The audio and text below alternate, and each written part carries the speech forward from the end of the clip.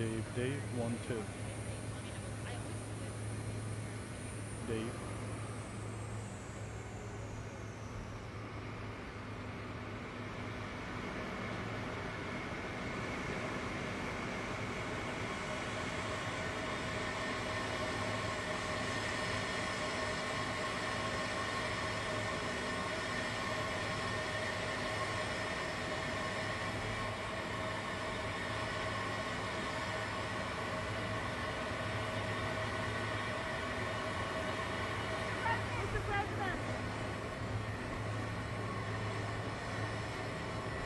Everybody, we're in Pennsylvania.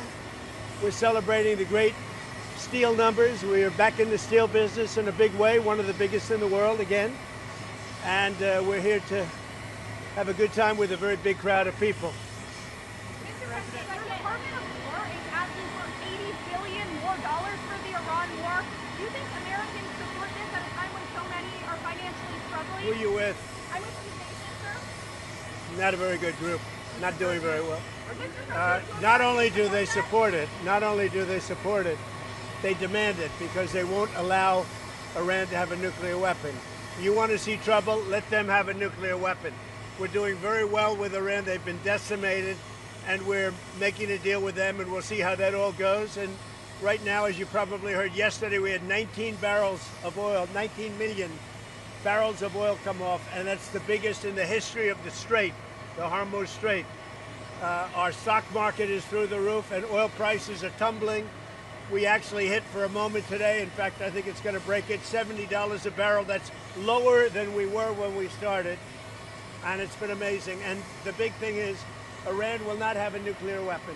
What's on your agenda for your meeting tomorrow with senators at the lunch about the Save America Act? Well, we're just going to talk about Save America. We have to pass the Save America Act, which is voter ID, which is proof of citizenship, etc. We have to pass it. So we're going to have to talk about that and many other things. A lot of good relations. Mr. President, the Senate Majority Leader, John Thune, has told you many times he doesn't believe that they have the votes to pass it. That's what being a leader is about. You know, he's a leader. John's a leader. That's what being a leader is about. Look, we have to be able to get proof of citizenship when you vote. Otherwise, we don't have elections. We have to be able to get voter ID. So John is a leader, and hopefully he can get the votes. Mr. President, on Iran, the Iranians are saying there's no scheduled visit for the IAEA inspectors. Is that part of your agreement? They're wrong. They're wrong. They know they're wrong. They told us inside, and we have it down, 100% inspections. And if they were right, I'd cancel the meetings right now. And Iran says there's no agreement to buy ag products. From your view, Mr. President, when will those inspectors actually be on the ground? At the appropriate time. At the appropriate time. There's no rush, but they'll be on the ground at the appropriate time. Mr. President, on the reflecting pool, Israeli forces have opened fire in southern Lebanon today, killing 2 people. Are you confident that the ceasefire is still holding? Well, we'll see what that. Look, they've been fighting each other for many, many years, decades, and we'll see. But it's going to come along. Mr. President, on Nancy Guthrie, there's a note that our Ryan Ensign reported on that says that she's dead, she's with nature. Is there any hope that the FBI and investigators find her? I hope they find her. I mean, Savannah's gone through that family's gone through hell, but I hope they find her. Mr. President, reflecting pool, you mentioned yesterday that the Interior Department has video and photos. We reached out to them and they haven't shared it with us. Are you going to compel them to release They've it? arrested, I think, 6 people on the reflecting pool. So the reflecting pool looks fantastic. I just got pictures of it. It's beautiful. But somebody went in with a knife and cut it. They cut it up good. And then they cut a 350-foot slip in the form of lots of little slips, real horrible stuff, and they destroyed the grass. We put a brand new big load of grass out there, and they destroyed it. So it's all being fixed, but it's a shame. So I understand 5 or 6 people are arrested. The Interior Department can refer to you on that. And I hear they have 6 people under investigation. Mr. President, you're about to speak to truckers. Truckers are at high risk of losing their jobs to AI because of Well, now self-driving they're vehicles. not. You can't get a job. Right now we have the highest job numbers we've ever had in the country, in the history of the country. And I'm just with a couple of the great senators and congressmen. We're talking, it's actually hard to fill the job. You know, nobody's ever seen a time like this. We have right now so many jobs that are going to be available. And the biggest problem we have is getting the people. So we're really doing spectacular. In this area in Pennsylvania, for steel, Eli Lilly just announced billions of dollars worth of plants. We have more plants being built right now in the United States than at any time in the history of our country. Senator tomorrow, what will you say to allies of yours like Senator Cruz who've been critical of the Iran?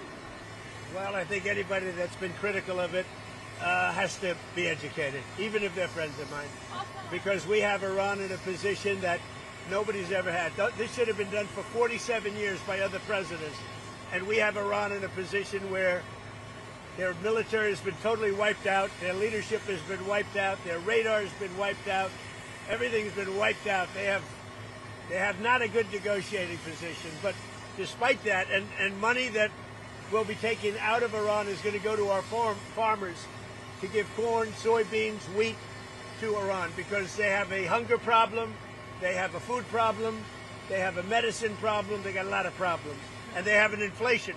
Their inflation now just hit 300%, so they have a lot of problems.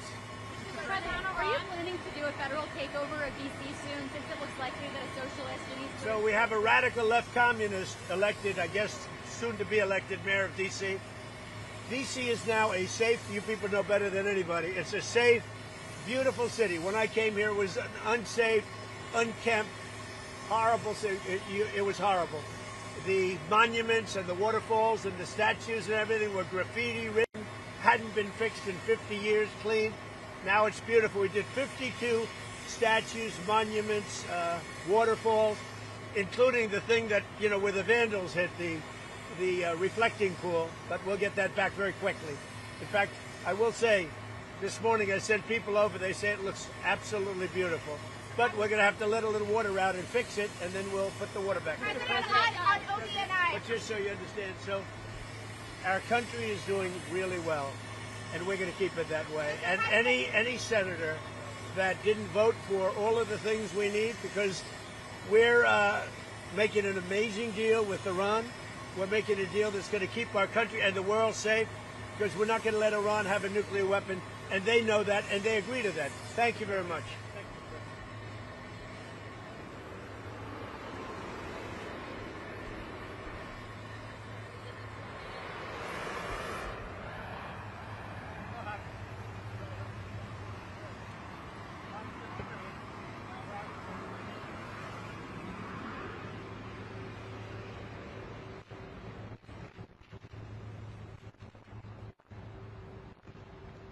Who voted against it. Companies like Mack are saving millions in taxes and able to reinvest that money in new factories, new equipment, new research and development, and more importantly, into the American worker. And that leads for more work for all of you, with no tax on tips, no tax on overtime. You're taking more money back home in your pocket that would have otherwise gone to D.C. So to support this surge in manufacturing and help companies like Mack, the Department of Labor is committed to building a workforce system capable of driving these jobs to local American workers and keeping these jobs in your communities. That includes relying on the men and women in organized labor who pass on skills, mentor apprentices, and help train the next generation of craftsmen, technicians, and tradespeople. That's right.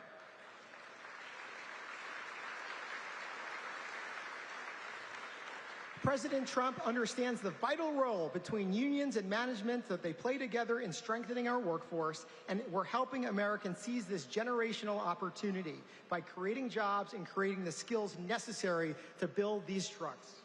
So thank you to Mack and its union partners for committing to the American worker, for putting the American worker first, by helping us meet President Trump's goal of 1 million new apprenticeships, without needing a 4-year degree and without amassing decades of student loans. Those days are over.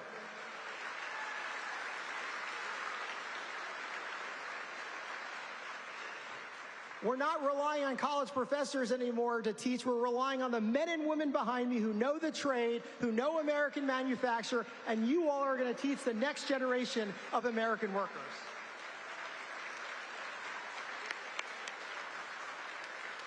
So there's one thing we can all agree on. You all of you, the American workers, is our greatest asset.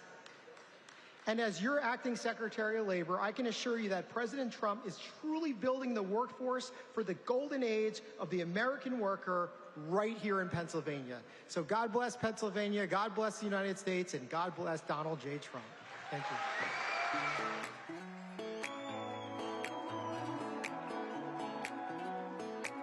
Yeah, I've been throwing down the whiskey. I ought to get my money back. Someone said it drowns a memory. Oh, but it ain't doing jack. Yeah, I've been sipping, I've been buzzing, shooting doubles like it's nothing, all but nothing makes you go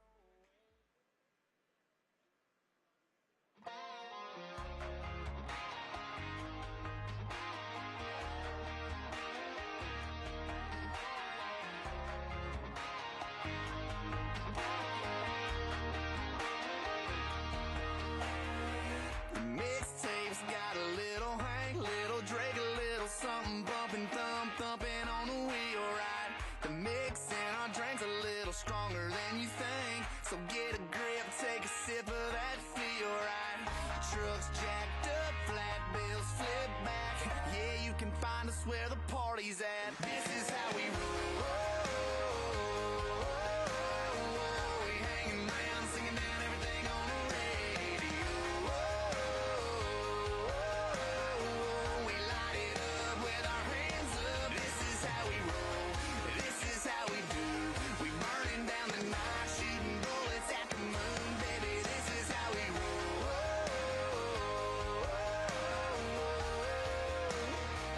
Yeah, baby, this is how we roll. We rolling into town with nothing else to do. We take another lap around. Yeah, holla at your boy if you need a ride. If you roll with me, yeah, you know we rolling high. Up on in 37 needles, windows tinted, hard to see though. How fresh my baby is in a shotgun seat though. Them kisses are for me though, automatic like a free throw. This life I live, it might not be for you, but it's for me though. This is how we roll. We hanging around, singing down everything on the radio. We light it up with our hands up. This is how we roll. This is how we do. When the world turns ugly, I just turn and look at you, baby. This is how we roll.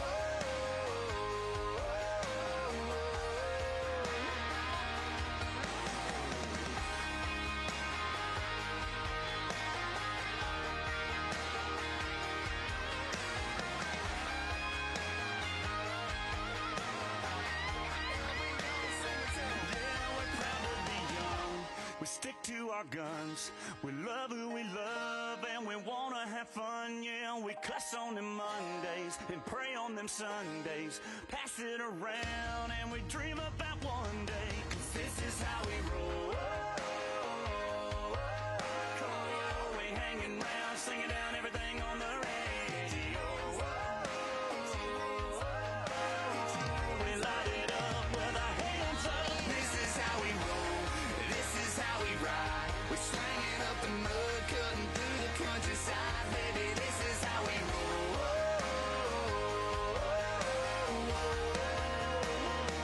Yeah, this is how we roll. This is how we roll. Yo, LP, let's go. Yeah, this is how we roll. This is how we do. We burning down the night, shooting bullets at the moon, baby. This is how we roll.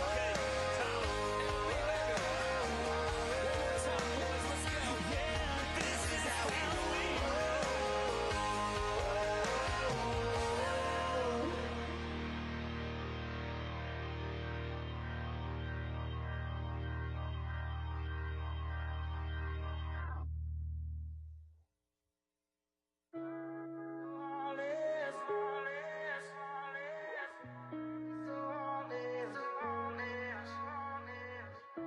Say you're going out late, I count down till you call me.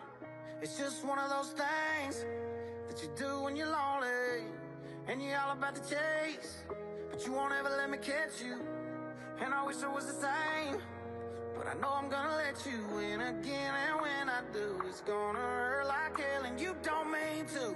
That's what I tell myself, but why you gotta be so heartless? I know you think it's harmless. You're tearing me apart, and girl, the hardest part is you're so high on attention, taking my some inches. Leave me in the darkness, never finish what we started. Girl, why you gotta be so heartless? Why you gotta be so heartless?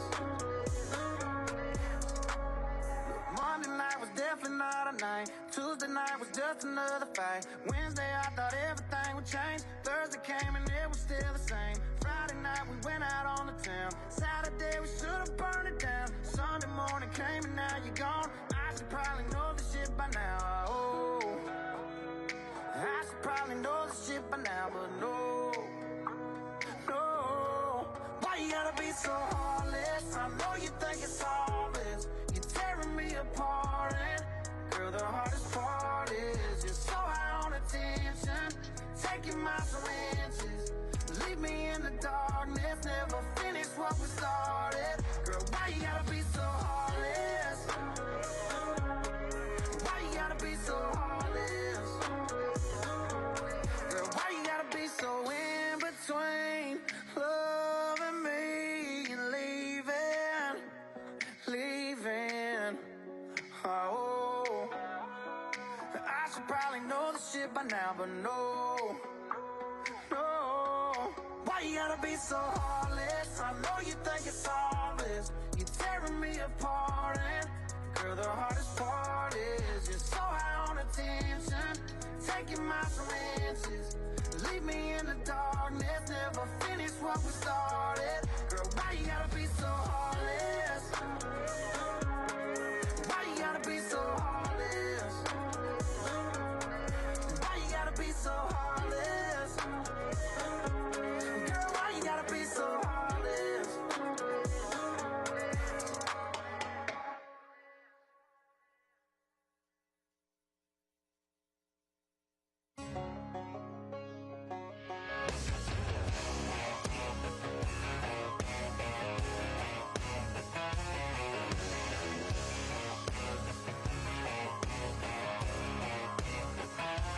I've had a large amount pass, bust my line, a couple beautiful girls tell me goodbye. Trucks break down, dogs run off, politicians lie, been fired by the boss. It takes one hand to count the things I can count on.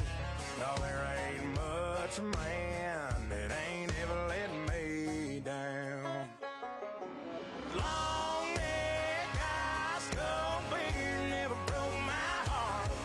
Like diamond rings and football teams have torn this boy apart.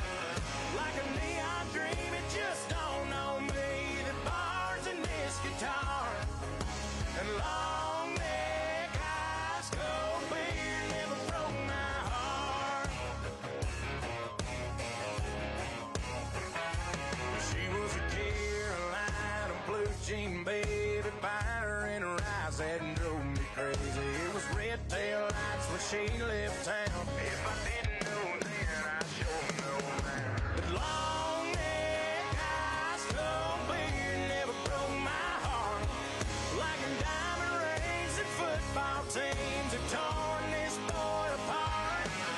Like a neon dream, it just don't know me. The bars and this guitar.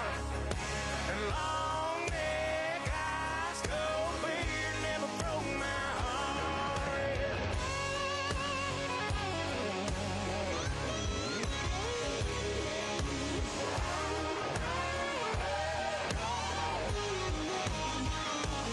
It takes one hand to count the things I can count on, but I got one hand that's gripping down on a cold one. 'Cause long neck, ice cold beer never broke my heart. Like diamond rings and football teams have torn this boy apart. Like a neon dream, it just don't know me. The bars and this guitar. And long neck,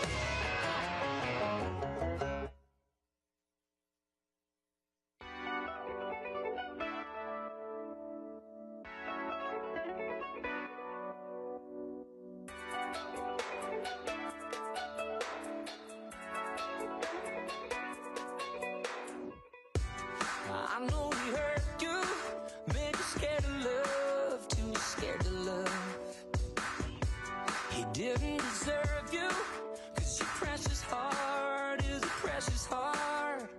You didn't know what it had, and thank God. Oh, and it's gonna take just a little time, but you're gonna see that I was born to love you. What if I fall? I won't let you fall. What if I cry? I'll never make you cry. And if I get scared, I'll hold you tighter. When they try to get to you, baby, I'll be the fighter. What if I fall? I won't let you fall. What if I cry? I promise I'll never make you cry. And if I get scared, I'll hold you tighter. When they try to get to you, baby, I'll be the fighter. Look in the mirror, you're beautiful, so beautiful. I'm here to remind you, you're my only one. Let me be the one to heal all the pain that put you through, with love like you never knew. Just let me show you. What if I fall? I won't let you fall. What if I cry? I'll never make you cry. And if I get scared, I'll hold you tighter. When they try to get to you, baby, I'll be the fighter. What if I fall? I won't let you fall. What if I cry? I promise I'll never make you cry. And if I get scared, I'll hold you tighter. When they try to get to you, baby, I'll be the fighter. I wanna believe that you got me, baby. I swear I do, from now into the next life. I wanna love, wanna give you all my heart. What if I fall? I won't let you fall. What if I cry? I'll never make you cry. And if I get scared, I'll hold you tighter. When they try to get to you, baby, I'll be the fighter. What if I fall? I won't let you fall. What if I cry? I promise I'll never make you cry. And if I get scared, I'll hold you tighter. When they try to get to you, baby, I'll be the fighter. What if I fall? What if I cry?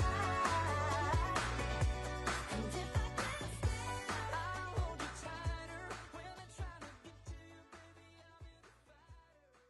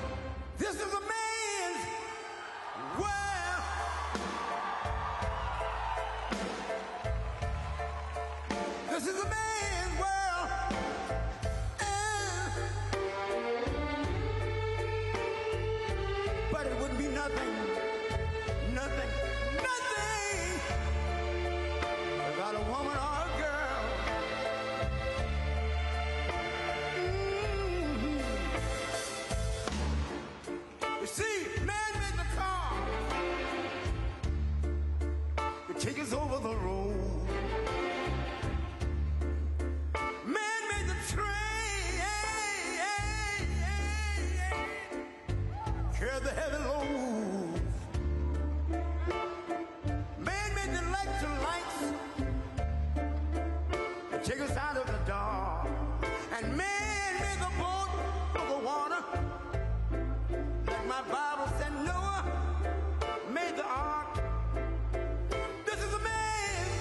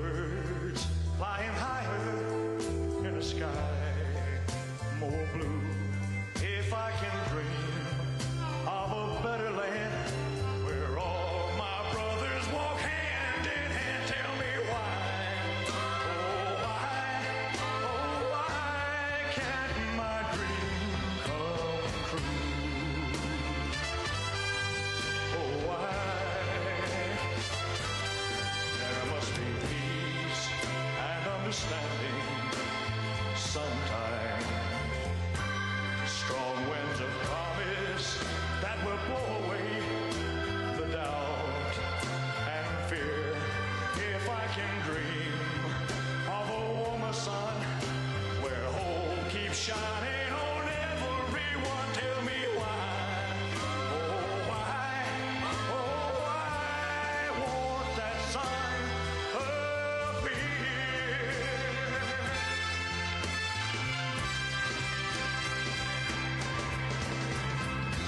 We're lost in a cloud with too much rain. We're trapped in a world that's troubled with pain. But as long as a man has the strength to dream, he can redeem his soul and fly.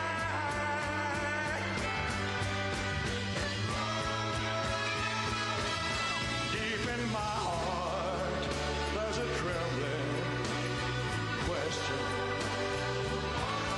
Still, I am sure that the answer's gonna come somehow.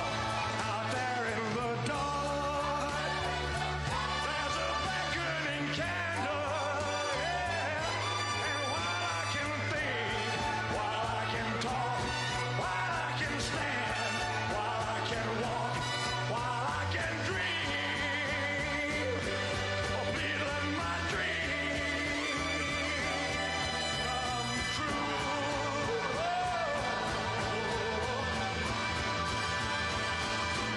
Right now, let it come true right now. Oh, yeah.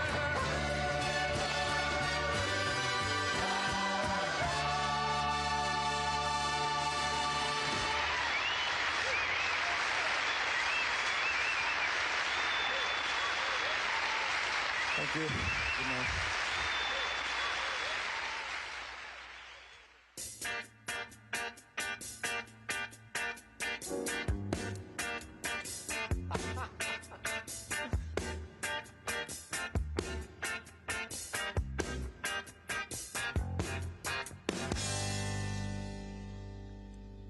Roxanne, you don't have to put on the red light. Those days are over. You don't have to sell your body to the night. Roxanne, you don't have to wear that dress tonight. Walk the streets for money. You don't care if it's wrong or if it's right.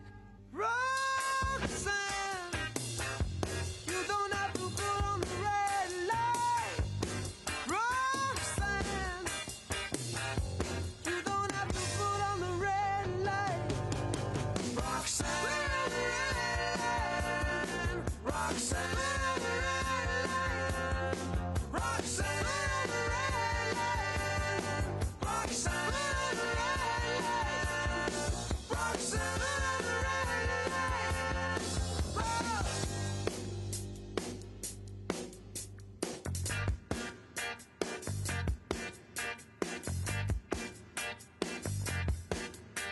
I love you since I knew you. I wouldn't talk down to you. I have to tell you just how I feel. I will share you with another boy. I know my mind is made up, so put away your makeup. Told you once, I won't tell you again. It's the bad way. Roxanne, you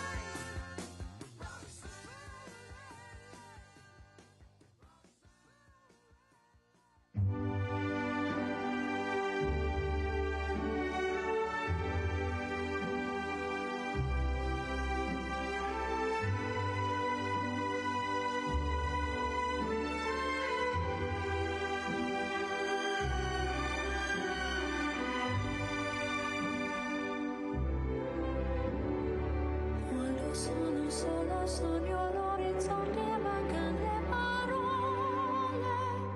Sì, lo so che non c'è luce in una stanza quando manca il sole.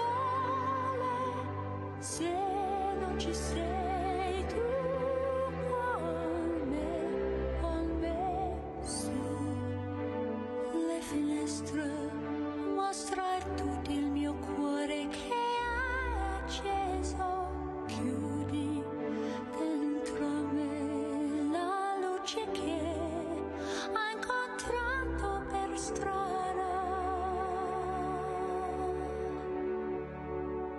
Time to say goodbye. Paesi che non ho mai veduto e vissuto con te. Adesso sì vivrò con te, partirò sulla vita per mari che io lo so, non esistono più. It's time to say goodbye. Quando sei lontana sogno all'orizzonte, manca le parole. E io sì lo so che sei con me, tu mia luna, tu sei qui con me. Mio sole, tu sei qui con me, con me, con me, con me. Time to say goodbye. Paesi che non ho mai veduto e vissuto con te. Adesso sì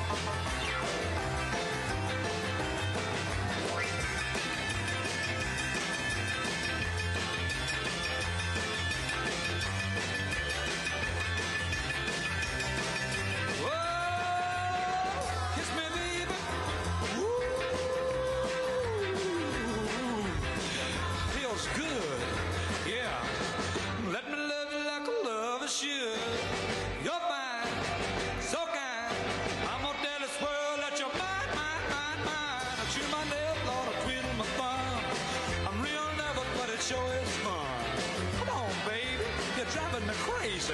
Couldn't it reach it? Great balls of fire.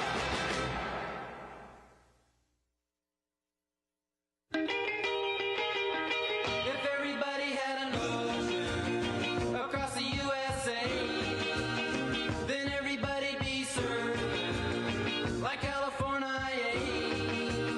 You see them wearing their baggies, Warachi sandals too, a bushy blonde hair, serving USA. You'll catch them surfing at Ventura County line, Santa Cruz and Australian Caribbean, all over Manhattan, and down Doheny Way. Everybody's gone surfing USA.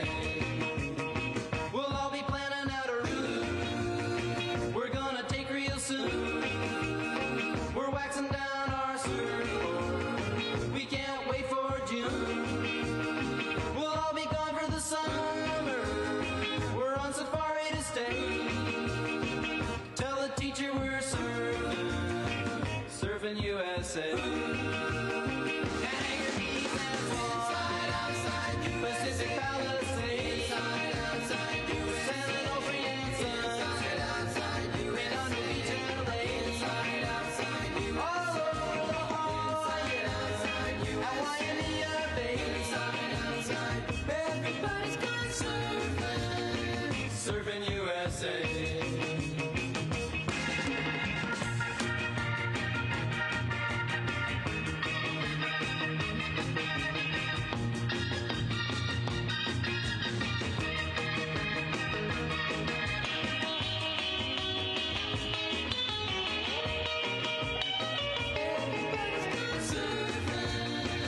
Surfing USA. Everybody's gone surfing USA. Everybody's gone surfing USA. Yeah, everybody's gone surfing USA. Yeah, everybody's gone surfing USA.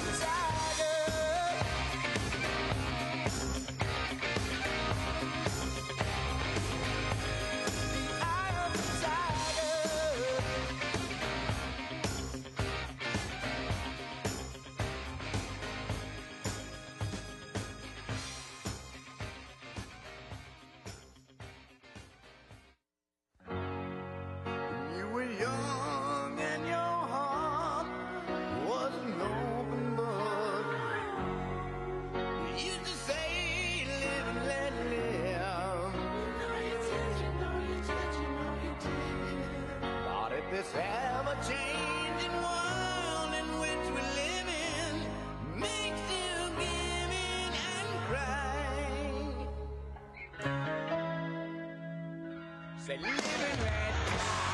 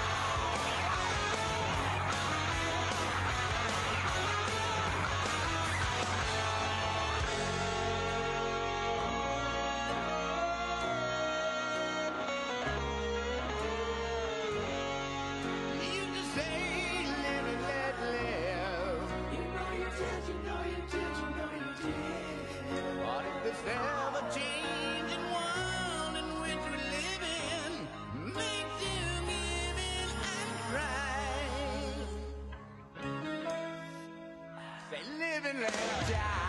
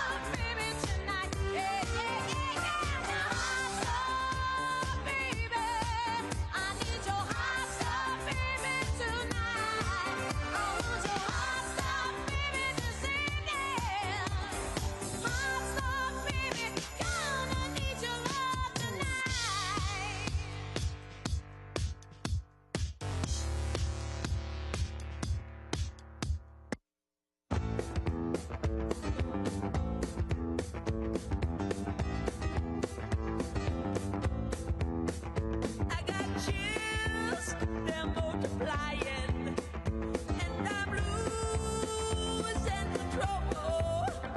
'Cause the power you're supplying, it's electrifying. You better shape up, 'cause I need a man. And my heart is set on you. You better shape up, you better understand.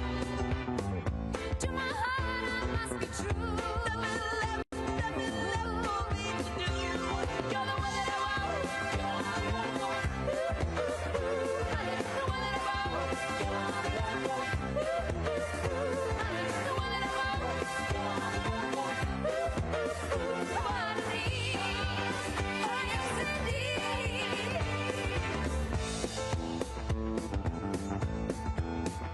If you feel with affection, you're too shy to convey. Meditate my direction. Feel your way. I better shape up, 'cause you need a man.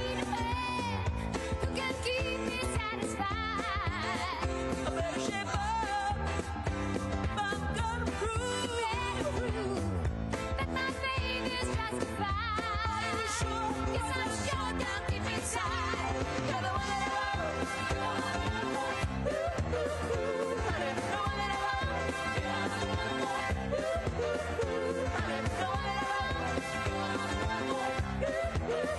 What it is,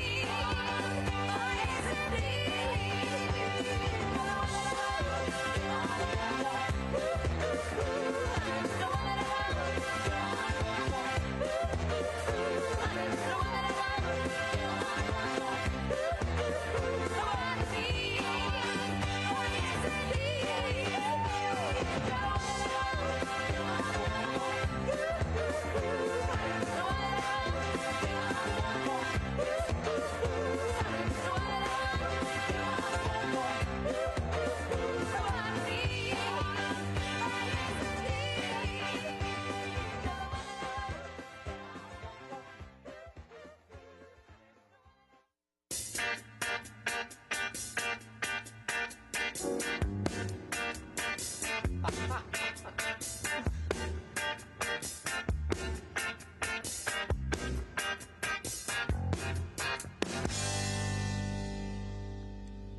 Roxanne, you don't have to put on the red light. Those days are over. You don't have to sell your body to the night. Roxanne, you don't have to wear that dress tonight. Walk the streets for money. You don't care if it's wrong or if it's right. Roxanne, you don't have to put on the red light. Roxanne, you don't have to put on the red light. Roxanne, Roxanne, Roxanne, Roxanne, Roxanne.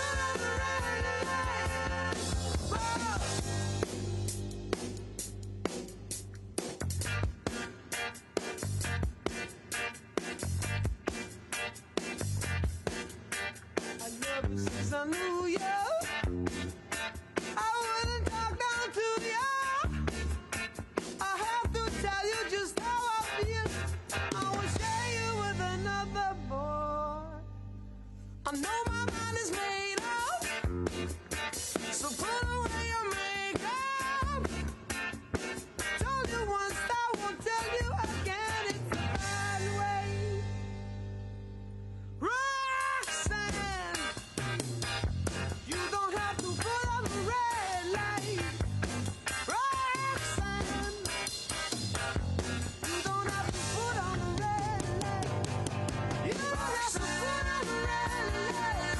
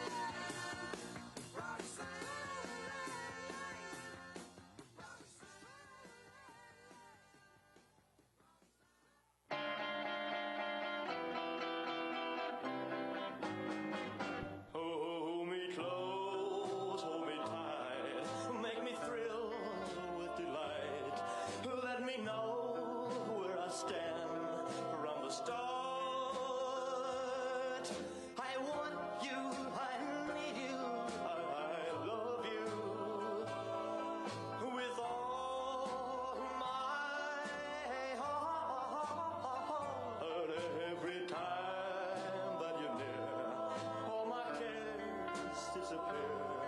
Darling, you're all that I'm living for. I want you, I need you, I love you. More and more. I thought I could live without romance until you came to me. But now I know that I will go on loving you eternally. Won't you please be my own? Never leave me alone, 'cause I die every time we're apart. I want you, I need you, I love you with all my heart. Well, I thought I could live without romance until you came to me. But now I know that I will go on loving you eternally. Won't you please be my own?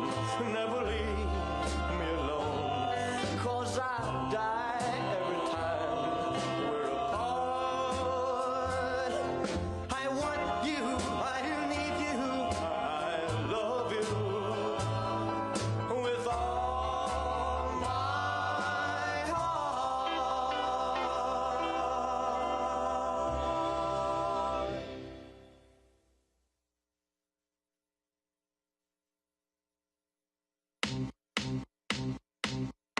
I remember when I lost my mind. There was something so pleasant about that place. Even your emotions have an echo in so much space. And when you're out there without care, yeah, I was out of touch. But it wasn't because I didn't know enough. I just knew too much.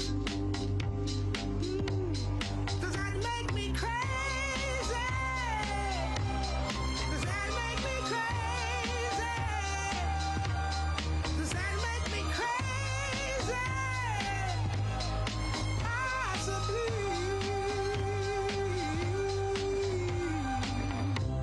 And I hope that you are having the time of your life. But think twice. That's my only advice. Come on now, who do you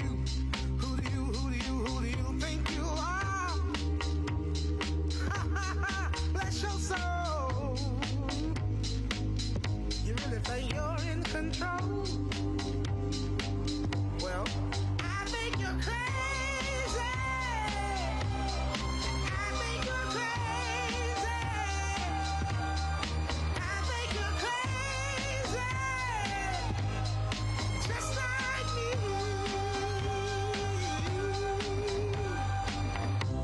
My heroes had the heart to live the life I wanna live. And all I remember is thinking I wanna be like them. Ever since I was little, it looked like fun. If there's no coincidence, I've come. And I can die when I'm done. But maybe I'm crazy. Maybe you're crazy. Maybe we're crazy. Probably.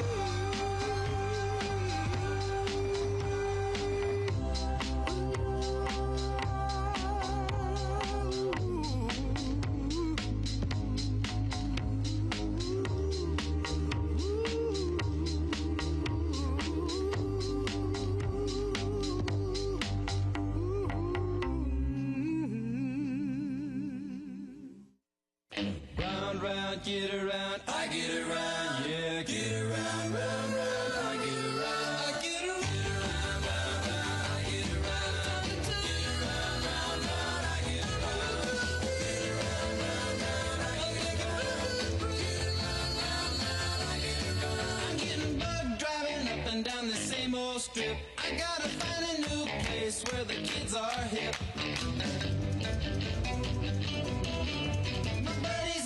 You're getting real well known. Yeah, the bad guys know us and they leave us alone. I get around, round, round, I get around, get around, round, round, I get around, get around, round, round, I get around, get around, round, round, Ladies and gentlemen, the 45th and 47th President of the United States, Donald J. Trump. and I'm proud to be an American, where at least I know I'm free. And I won't forget the men who died, who gave that right to me. And I gladly stand up next to you and defend her still today. 'Cause there ain't no doubt I love this land. God bless the USA.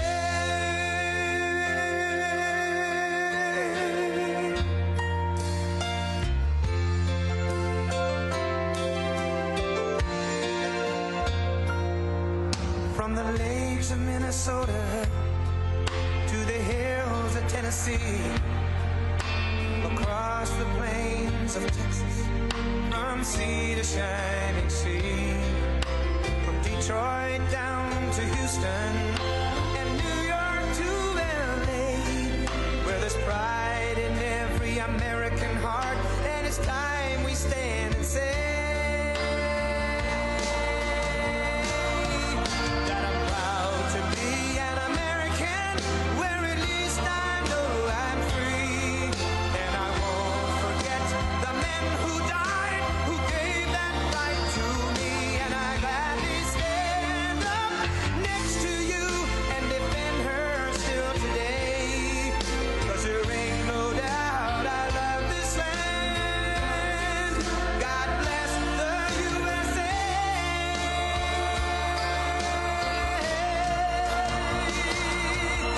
And I'm proud to be an American, where at least I know I'm free.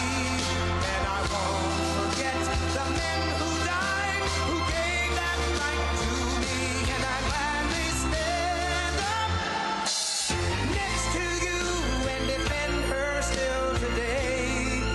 'Cause there ain't no doubt I love this land. God bless the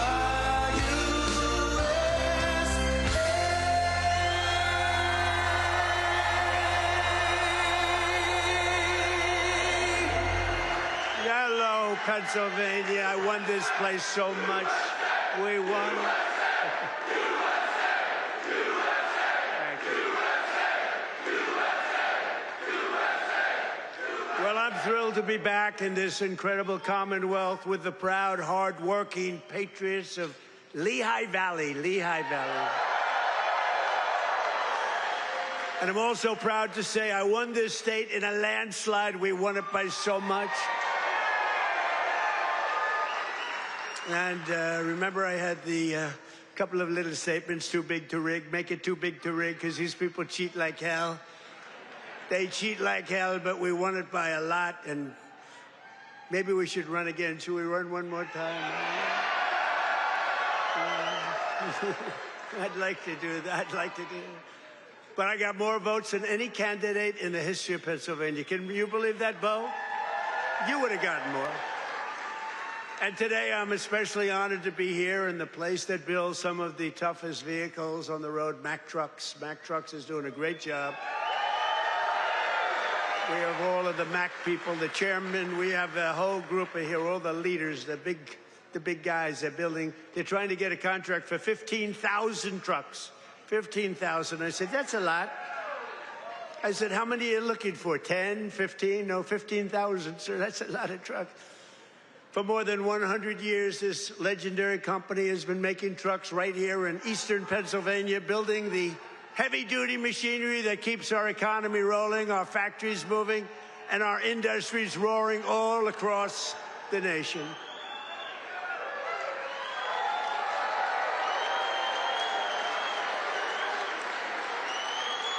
And you are the men and women who put your pride and spirit into those beautiful words, stamped on every Mack truck that said, "Made in the USA." It's made in the USA.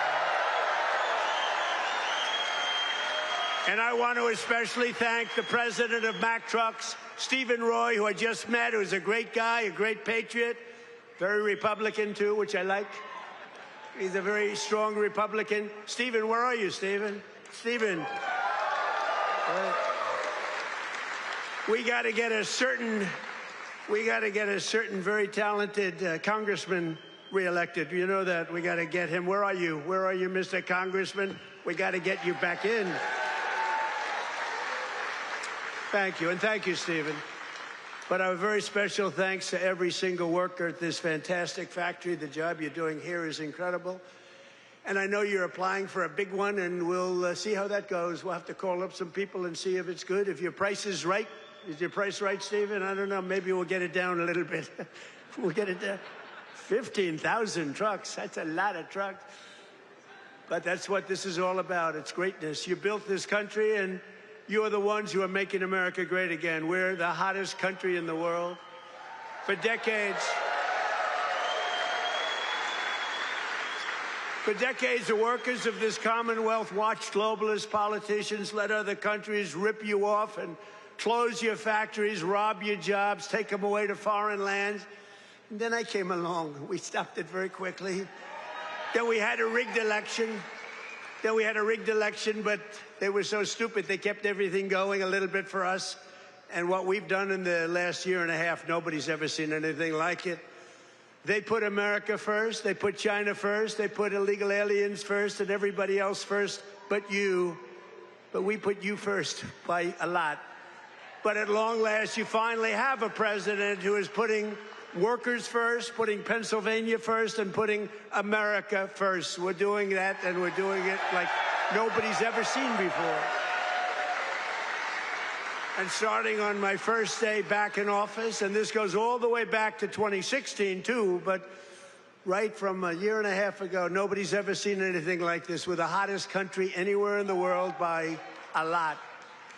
But I stood up to the trade cheaters. They're cheaters and abusers and violators of the world like no president has ever stood up before. And now I'm standing up again because Iran cannot have a nuclear weapon, if that's okay. And we're doing quite well. I placed 50% tariffs on foreign copper, aluminum, and steel so they couldn't come in and steal your jobs. And sometimes even more than 100% tariffs. They weren't going to come in from foreign lands and steal your jobs. If they wanted to come in, they pay 100%, they pay 200%, they pay I don't care what it is. They're not going to steal your jobs, okay? And they stop.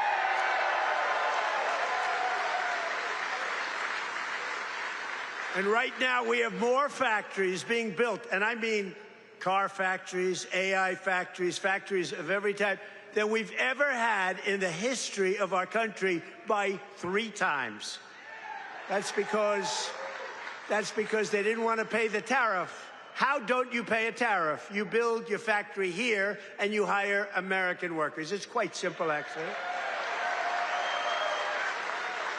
But as you know, I placed a 25% tariff on foreign automobiles, and very importantly, I posed a 25% tariff on medium and heavy-duty trucks, so that Mack Truck could do very well with its factory in Pennsylvania. But all American roads will be filled with American trucks very shortly. Very few people are able to compete with us anymore. They used to rip us off. It was like we were a bunch of babies. American labor worked with us, too. I just met the head of your unions, and they've been terrific. They work with us, and they're fair. They treated us good. Maybe we can negotiate a little bit tougher. Where the hell are the union guys? Those guys are great. They're great. There they are. I want to just say hello. We gotta make sure you vote for our congressman here. I'm not doing this for my health.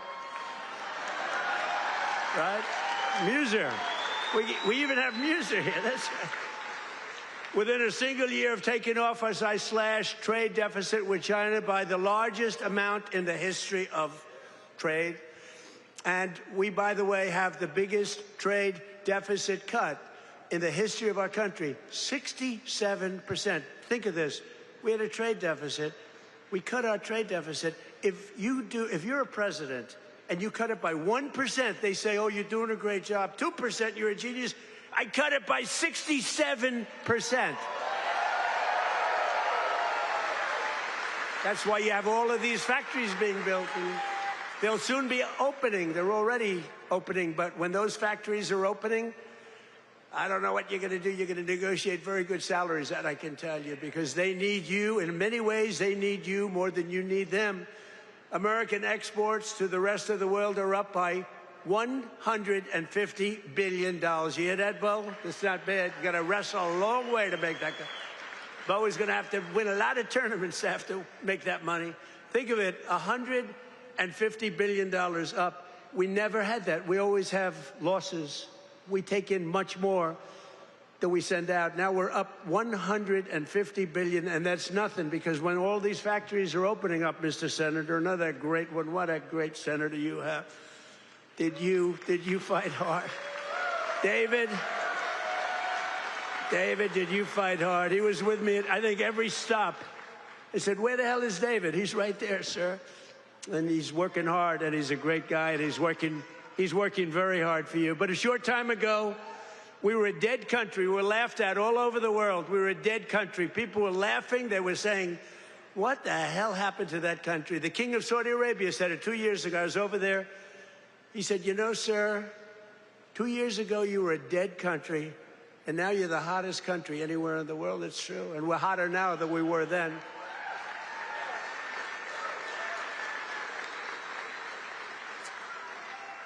He then proceeded to announce that he's investing $2 trillion in our country, along with Qatar, along with UAE. Bahrain is investing, Kuwait's investing, but countries from all over the world, they're all investing in the United States. 2 years ago, they wouldn't even think of it. They thought we were finished. When I went to China 2 weeks ago, I met with President Xi, and we greeted each other, and he looked at me and he said, man, do you move fast.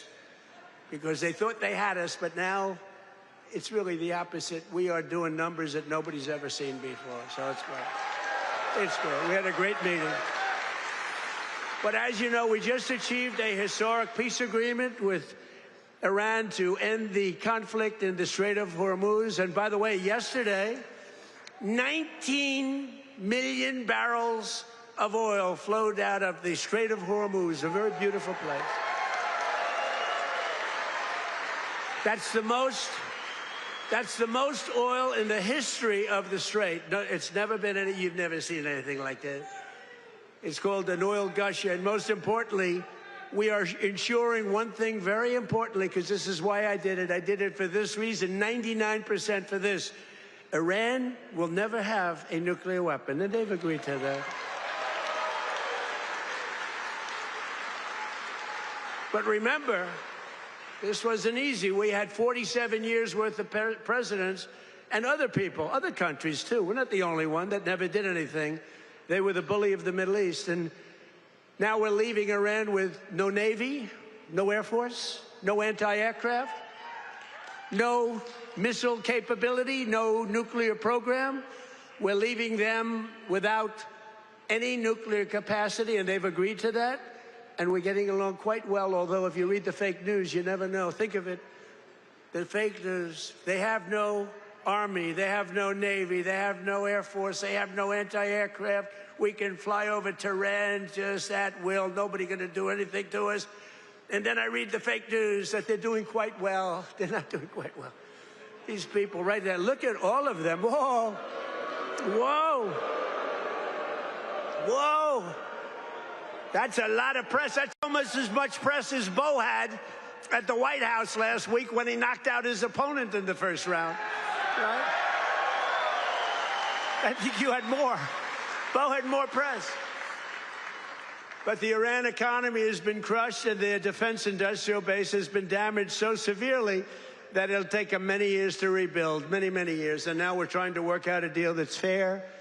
And we also want to work out a deal. You know, the stock market hit a new high today again. And oil, for the first time in months, hit, think of it, $70 a barrel. So we got at 70. That equates to a very low price. Oil is going to come charging down. And with oil comes everything else. Because I inherited from these Democrats. You know, they're Democrats. I changed the E for a U. It's very simple, Democrats. I don't know why I didn't think of that 9 years ago. I just thought of it about a month ago. They're Democrats because their policies are so dumb. Men and women's sports. You know, Bo is with one of the great champions, Tony. Tony, could you have taken most women in the heavyweight championship? He was the heavyweight champion of the world. Do you think you would have had trouble with a woman of approximately your size? Be hard to find a woman of your size, but if we did, I think you would have been okay. What do you think, Bo? Could he have handled it? I think so. What about you, Bo? Could you handle a woman of approximately your, what, 182 or something? Think there's a 182-pounder that could give you a little tussle? I don't think so. I don't think so. He's such a nice guy. You say, no, not really. I don't think so. When she looked at those ears of Bo, when she looked at those ears, she'll say, I'll take a pass. She'll say, I'm not going to fight that guy. The average price of gasoline nationwide is down 60 cents a gallon just from a short while ago. And remember this. We had to make this detour. We had to go to Iran. You can't let them blow up the Middle East and then us, if that's possible. We would have gotten them before, but they would have blown up Israel. They would have blown up the entire Middle East. You can't let that. You want to see a bad economy? That's a bad economy. So, but remember that our oil in the middle of this conflict was less than it was for Sleepy Joe Biden. And we're putting out a fire. Biden, Clinton, Bush, all of them. Barack Hussein Obama. Have you heard of him? Have you heard of Barack Hussein Obama? None of them did anything. Obama gave them $1.7 billion in green cash. Remember, on a 747, they flew over piles of cash, $1.7 billion. Gave them hundreds of billions of dollars and thought they could bribe them into peace. No, the only thing they understand is what these guys in the front row understand is the hammer. Because if you look at what we did to their nuclear capacity with those beautiful B-2 bombers, that was truly a hammer. In fact, we named it a hammer, Operation Hammer. But our economy is ready to soar to levels the world has not seen before. I believe that, David. I think it's going to levels that nobody's ever seen before. All these factories are being built, and they're going to be occupied, and they're hiring people now. And it's going to be something very beautiful. I don't know who's going to follow me, but remember that I was the one that did it, okay? Somebody's going to walk into office, and they're going to have the most successful country in history, and they're going to be bragging what a great job they did. Now, we did it. In 4 long years of the crooked Joe Biden administration, they got less than $1 trillion of new investments. So think of it, Crooked Joe. What do you like better, Sleepy Joe or Crooked Joe? Ready? Sleepy Joe. Crooked Joe. I'm surprised. I like Sleepy Joe better, but Crooked Joe. They're both good. I use them both. But in less than 1 year, so they did much less than $1 trillion of investment from outside the world. Much less than $1 trillion. We just have the final. We had 11 months at 18, but we just got the final. $19.1 trillion in 12 months. Can you believe it? Investment from all over the globe. And since the election, the stock market has set 73 all-time records. In other words, yeah, sit down. We've got plenty of time here. It's an honor that you're all standing. Oh, look who we have, the Wall. Stand up, Wall. Look at this guy. Oh, I'm going to get a suit just like that guy. I'll bet he's been to 200 rallies. Him and, where are my guys? Oh, look at my guys, front row Joes. I got these front row Joes. And where are the women from North Carolina? They're here. They travel all over the world. I don't know what the hell's with their husbands. These beautiful women from North Carolina. They travel all over. They went to 200 rallies. How many rallies have Front Row Joe's gone to? Hundreds. Everyone. And then it was very sad. My last rally, I said, I may never see you again, right? And then we won the election in a landslide. And who the hell do I see? I see my Front Row Joes. So I'm happy about that. Thank you. What a group. We had some group. We'd be all over the place. And when they didn't make the front row, it was very demeaning to them. They were not happy, right? But the front row, they became actually very famous, Front Row Joes. And the typical 401k, as you know, is up almost $30,000 in, it was 12 months, it was 13 months. It's up 44%. Think of that, up 44%.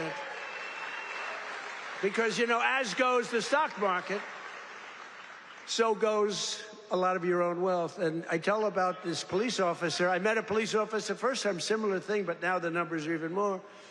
I was in New York. I met a great police officer, New York finest. And he said, sir, I want to thank you. I said, for what? He said, my wife didn't think much of me very much. We were having marital difficulty, actually.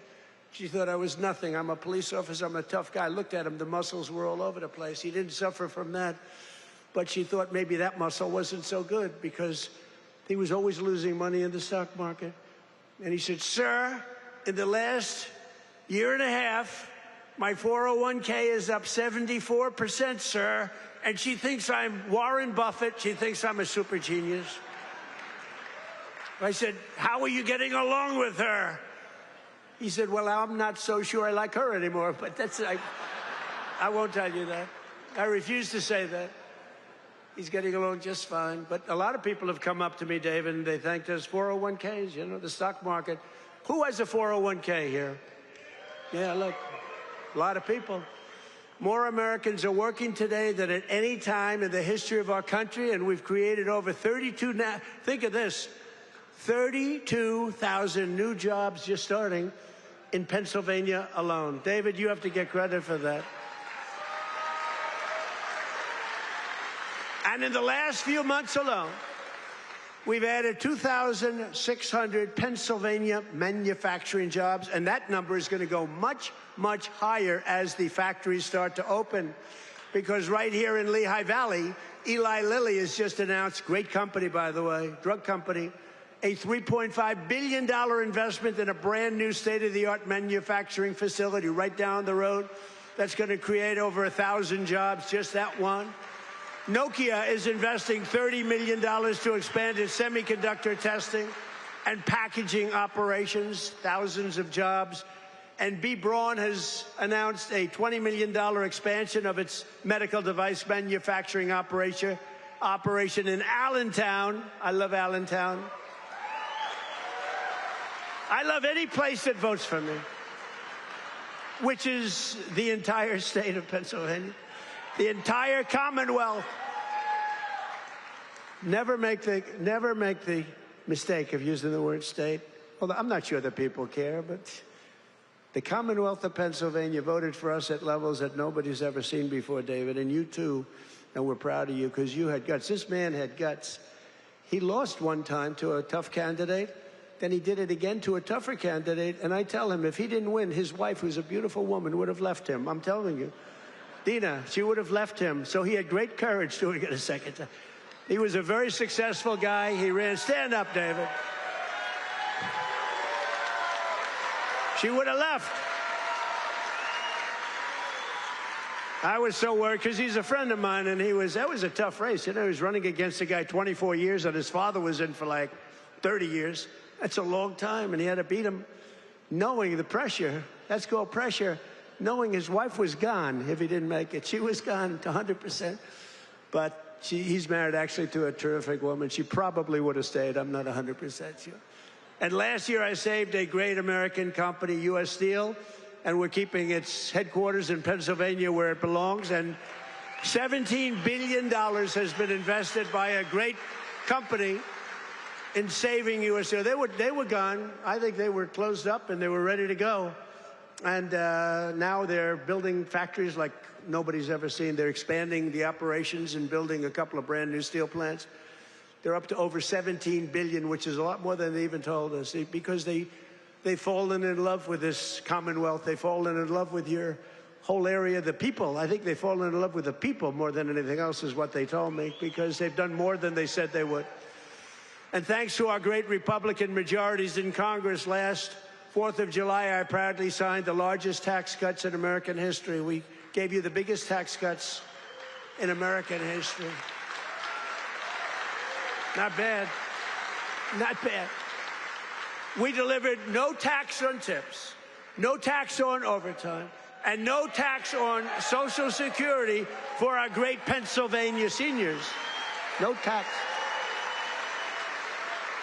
And our tax cuts are projected to boost take-home pay for Pennsylvanians by an average of more than $10,000 a year per household. Think of it. Not bad. That alone should win us the midterms. We got to win the Muser. We got to win the midterms. Muser's another great guy. Stand up, Muser. Been with me forever. He was thinking about running for governor. I think he would have won, but he was thinking about running for governor. And I said, I want you to stay in Congress. I want you to stay. And we appreciate it. You've done a great job. But always remember, every single Democrat in Congress voted against our tax cuts. So think of it. All of those tax cuts and many more, they want to raise your taxes, not lower them. They voted against tax cuts. You know, all my life, I've sort of been political in that I found it very interesting. I was a very successful real estate person, but I love watching politics. And my whole life, I've watched politicians saying, we will cut your taxes, we will cut. I never heard these people say, we will raise your taxes. This country has gotten very strange politically, especially with all the communists that are up for election. You know, you have communists. These aren't socialists. These are communists. And they're all up. How about the guy in Maine? He's got the Nazi stickers. He's got the whole deal, and they're trying to say that's a... So for 8 years, 10 years, they said Trump is a Nazi. Now they can't say that anymore because they have a guy with a tattoo on his chest. It's unbelievable. But they voted against no tax on Social Security. They voted against no tax on tips. They voted against no tax on overtime. And if they got into office, you will have all of those taxes and all of that money that you're saving, including the big savings on Social Security. It's going to all be terminated. You're going to have to start paying it. They want to pay it. I don't know what's wrong with these people. They voted in favor of the estate tax or the death tax on your farms and your businesses. You know, farmers and small business people, they love their children. If they love them, it's great. Most of the people love them. Some can't stand. I know people that can't stand their kids. They're not going to leave them 10 cents. But if you love your child, you want to leave your farm, especially from these farmers, it's born in them somehow. They want to have their children on the farm. The children don't want to leave, but sometimes they're land rich and cash poor. You know, I've known that expression too. I've oftentimes been land rich and cash poor. It's not a good period of time. And you die and you have an estate and they tax you at 40, 50, 60%. And they end up losing their farm, losing their small business. And in many cases, you don't read about this, they commit suicide. They actually go out and commit suicide because they're forced off their farm by a bank. They have to go out and borrow money from a bank. And they're forced to go out, borrow the money. They're unable to pay the loan. And the bank, even if it's a nice bank, they give them a chance, they give them another chance, and then they ultimately foreclose. They lose everything. And in many cases, they commit suicide. And I said, we're not going to have that crap go on. So you have no estate tax to pay on your small farm, small business, on your farms, your businesses.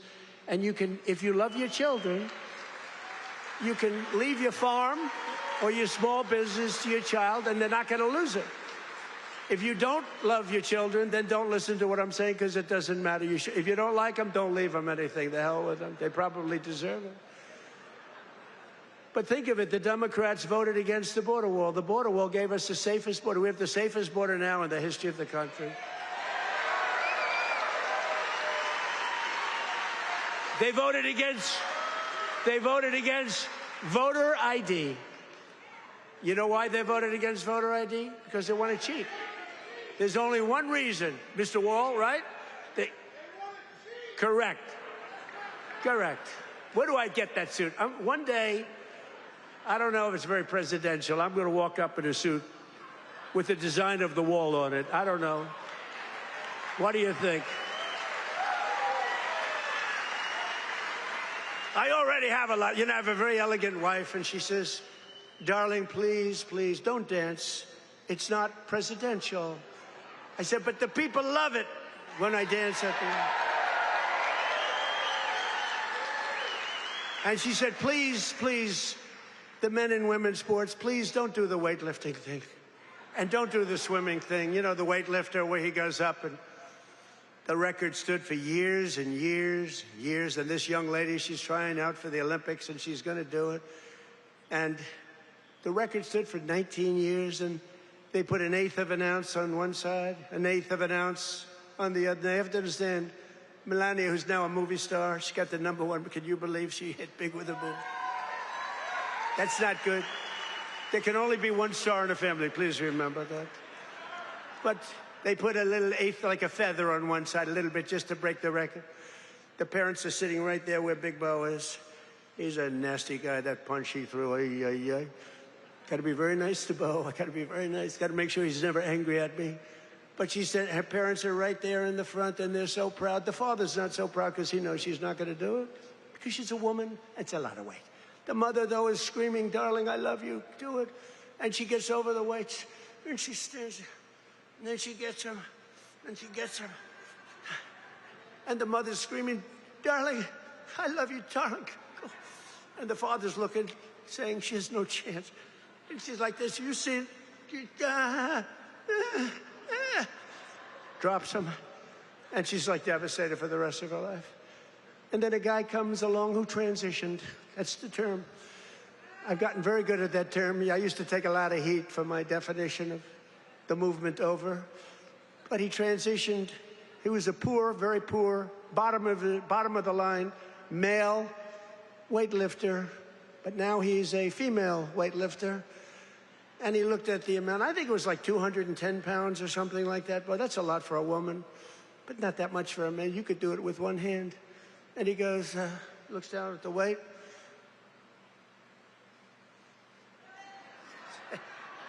I think he did a few things for emphasis. And he won the medal. And everyone said, oh, isn't that wonderful? Are we crazy? Men should not be able to participate in women's sports.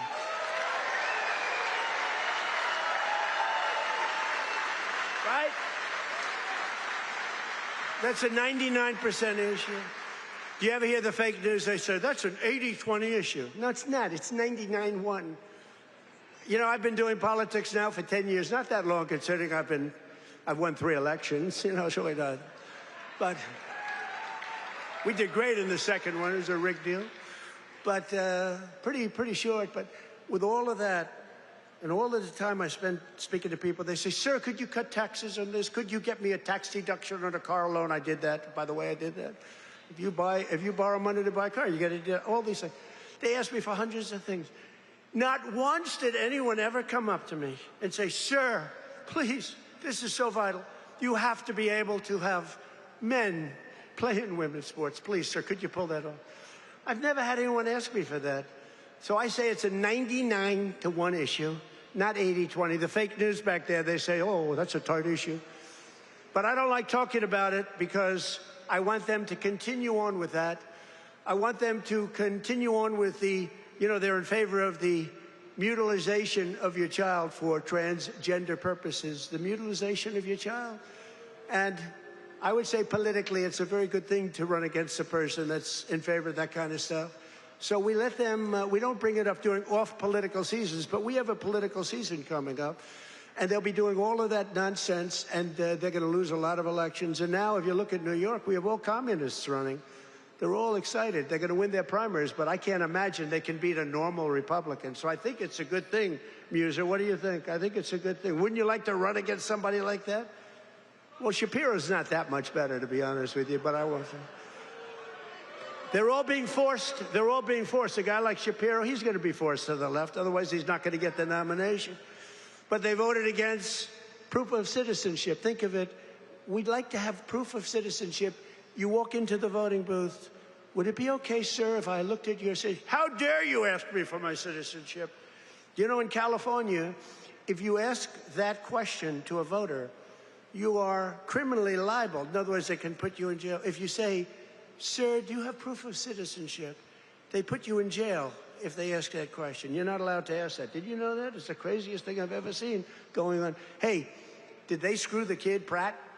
Boy, he's leading, and all of a sudden he's lost. And it was sort of interesting. The election, you ever see an election where they're 2.5 weeks in? An election that takes weeks to count the votes? But after the evening, it looked like he was going to win or certainly be in the runoff. And then I started hearing rumors as the days went by, days and days went by, that Pratt is fading. He's fading. I said, they rigged the election. And then lo and behold, he didn't qualify, even though he was so far up in the third place person that it was almost impossible, and he didn't qualify. And then it started happening with the next candidate, Steve Hilton, who's running for governor. He was up in front, just about leading, no problem. And all of a sudden, about 4 or 5 days after, this is after the election's over, they said, Steve Hilton is starting to lose votes. I said, here we go again.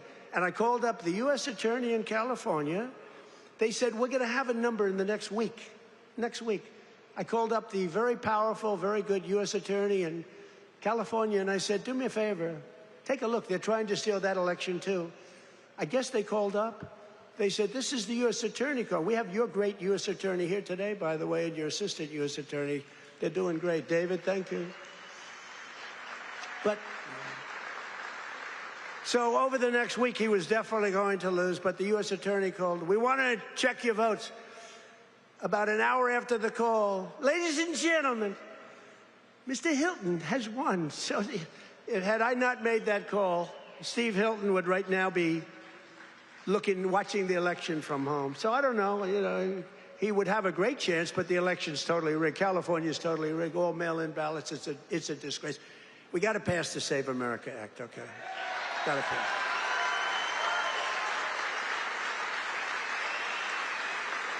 We got to pass Save America, you, McGee. Look at these guys. What love. A friend of mine is a very big real estate developer, but he's got a problem with speaking in front of crowds. He chokes, you know, he chokes like a dog. He said, how do you do it? I say, it's easy, because there's so much love in the room. There's so much unbelievable love. It's easy to do, you know? No, he's got this tremendous fear of speaking. He said, the guy's a major player. Most of you have heard of him. And he's a killer. He destroys people for a living, financially, not physically, financially. Physically, he can barely walk. He's a basket case. But he's up here. He's very smart. And he destroys people. He's very rich. But he can't get up in front of a crowd and talk. I said, what's wrong with you? He said, I don't know. I have a fear of crowds. Do you believe it? All sorts of people. You know, a lot of people want to do what I did. A lot of people, well, David did it. David was very successful, but he's a great speaker. But a lot of people, they say, well, Trump became president. From being a very successful businessman, he became president. I want to do it too. And that's when they find out that they might have the flaw of speaking, or even worse, is a terrible past. You know, the past will come out to haunt you. It's not an easy thing to do, but I love it. You know, I say it's real easy to do when you have people that love you. I guarantee, who here voted for Trump? Yeah.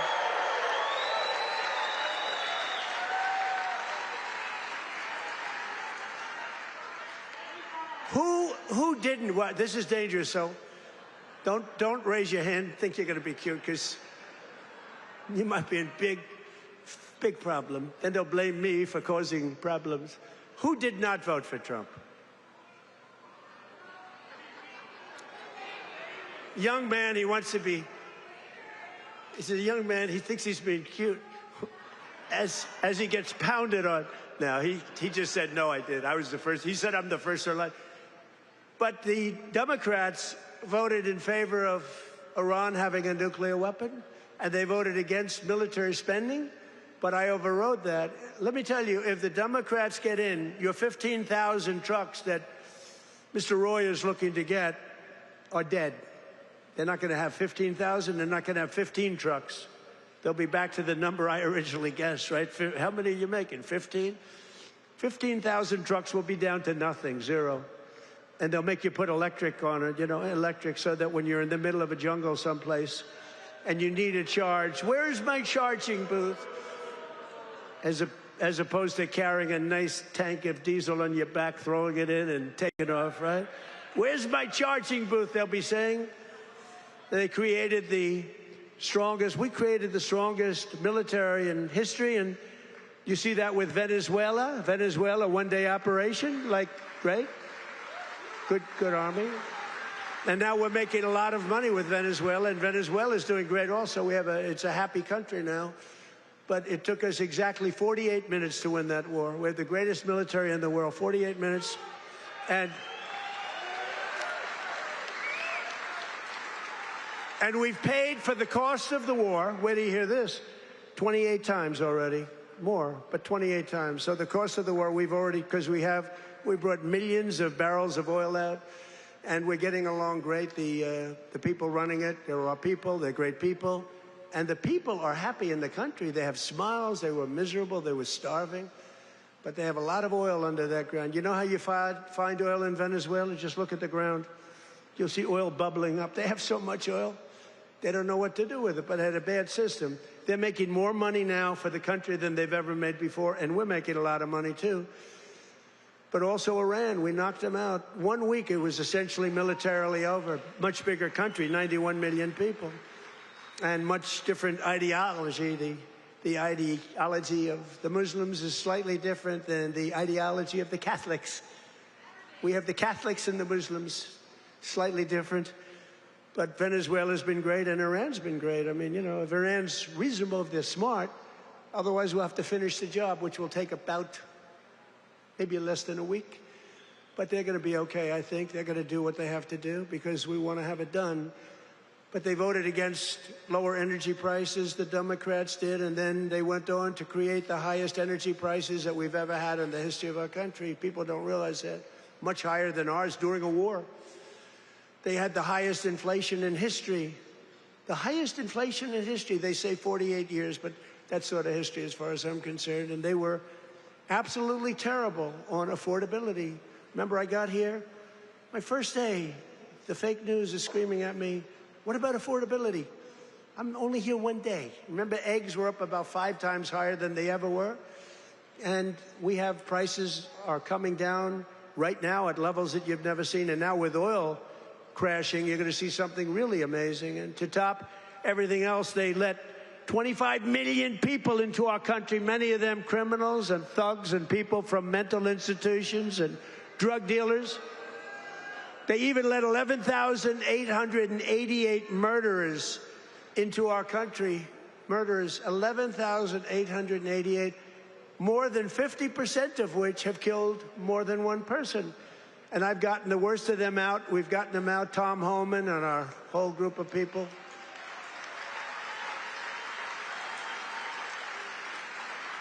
But the Democrats want open borders, and they want them all to come back in. You can imagine that.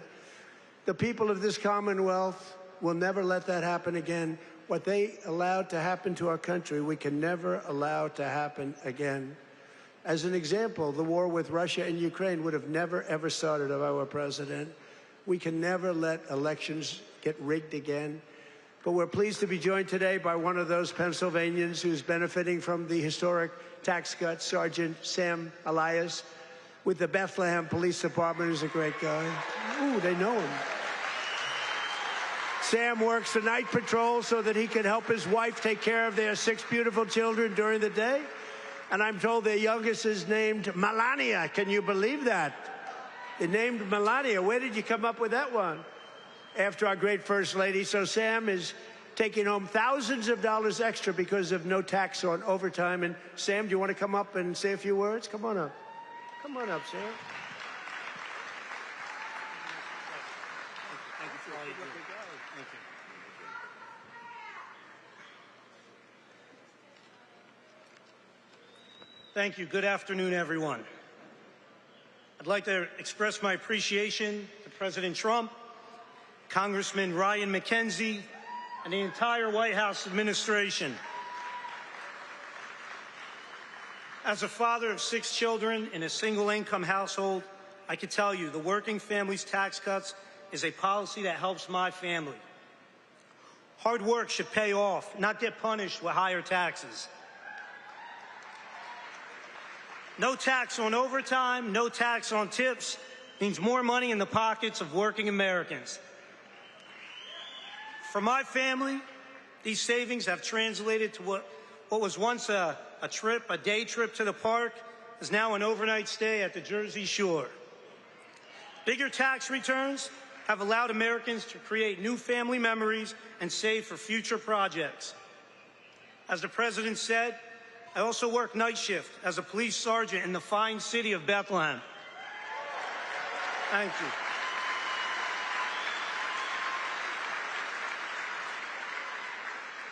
A shortage in police recruitment has left our department depleted of officers. Our officers get called out for overtime to cover these shortages. Some pay periods, officers are working over 40 hours of overtime. That's why I'm grateful for no tax on overtime. Thank you, Mr. President.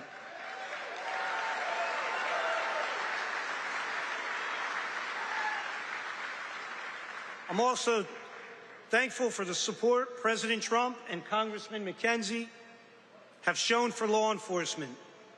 You understand that communities thrive when we invest in public safety. Congressman McKenzie has stood strong with public safety and working families, and that's why he's been endorsed by the brothers and sisters of Bethlehem FOP Star Lodge 20.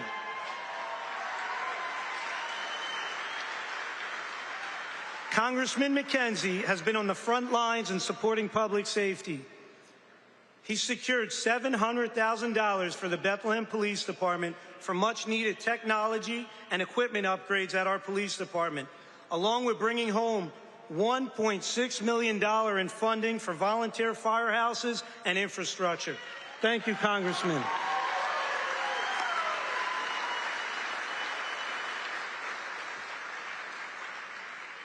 I'm a very grateful American, a son to Lebanese immigrants who came to the United States 50 years ago in pursuit of the American dream. My 80-year-old father is here with me today.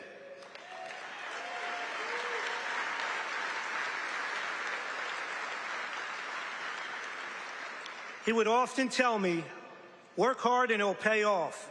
Well, 50 years later, thanks to President Trump and Congressman McKenzie, my father's dream has come true. I thank you for that.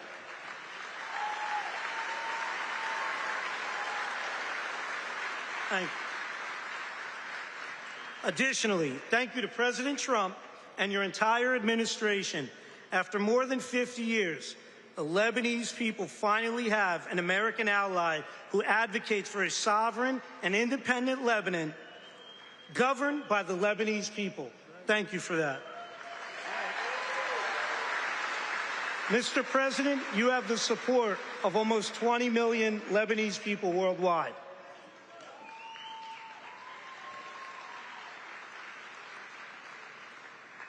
Leadership is more than a title, it's action. I'm grateful for the actions coming from President Trump and Congressman Ryan McKenzie. Your actions have prioritized the American dream. Less taxes, safer communities, and America First policies. I thank you, President Trump. Happy belated birthday, and happy birthday to the United States of America. Thank you, and God bless. Thank you, Mr. President.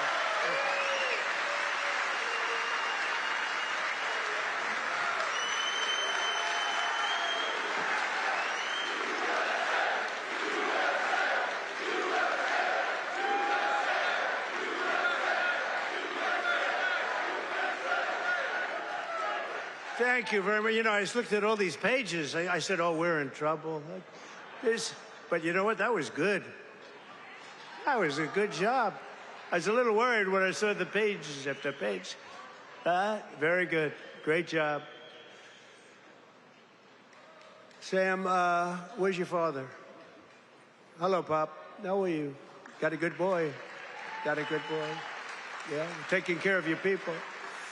So our administration is also delivering one historic win after another for another group that works a lot of overtime, and that's our great auto workers. We have a lot of auto workers in here today. But just as I promised, the UAW workers, and we did great with them, you know, Republicans, I don't know, for whatever reason, they don't do like I do.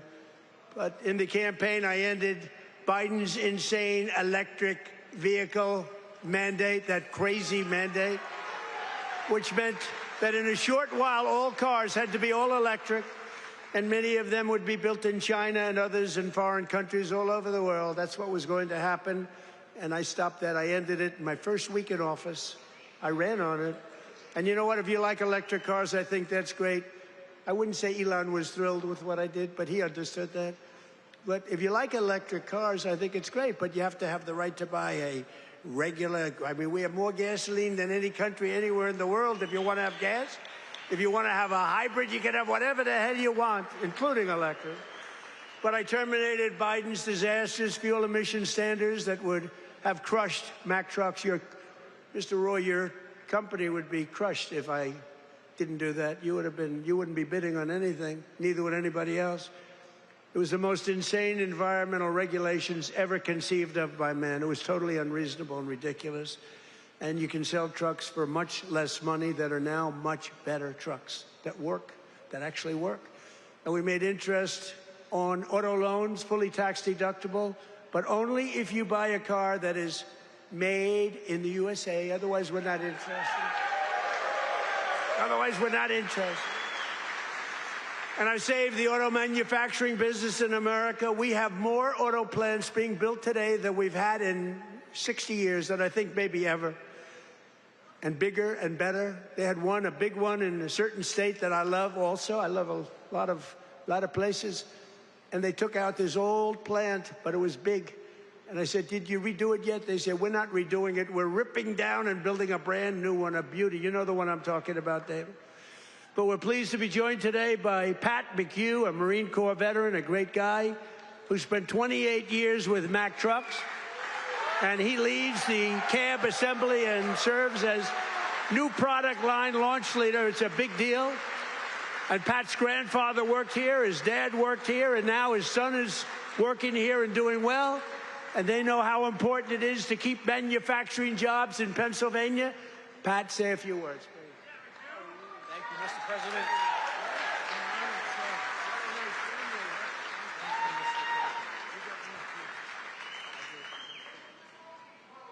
Wow. Good afternoon, Mr. President. It is a profound honor and privilege to have you here with us today to help celebrate the upcoming 250th birthday of our America.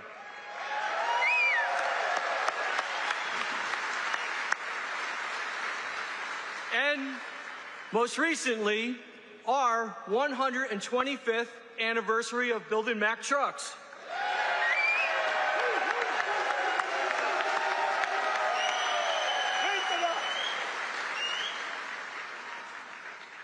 My name is Patrick McHugh, Jr., and I am a proud Marine Corps veteran.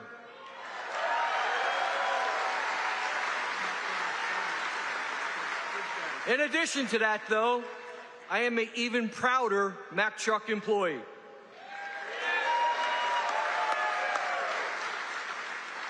Standing here with me today is my father and my son, both Mack Truck workers. Together, they have a combined 78 years working experience building the greatest trucks on earth.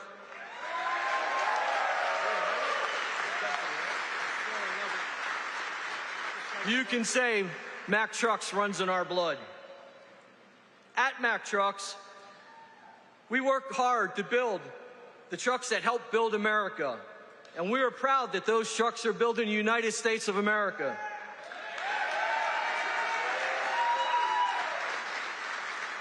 Along with our UAW colleagues, we're open for business, and we're producing the best quality trucks we ever have. On behalf of our entire team, we warmly welcome you to our plant, Mr. President, home of the finest trucks in America, built by the most skilled and dedicated workforce in the trucking industry.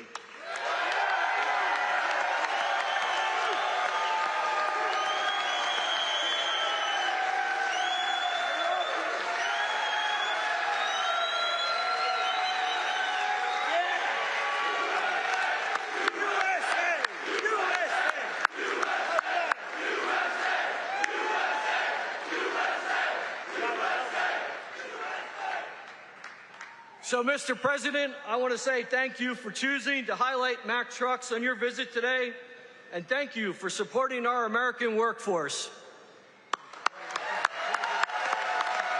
Thank you, Mr. President.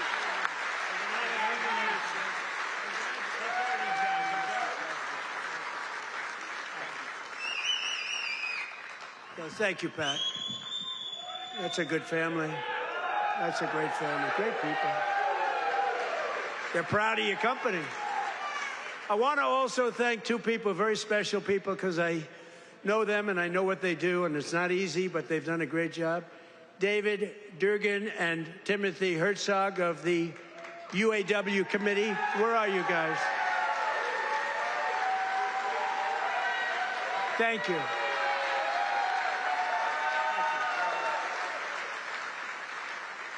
They do a good job representing you.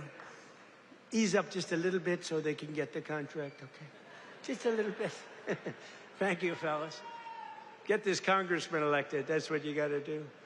But we're pleased to be joined also by Labor Secretary Keith Sonderling. Keith, where are you, Keith? Where's Keith? Hi, Keith. Good job.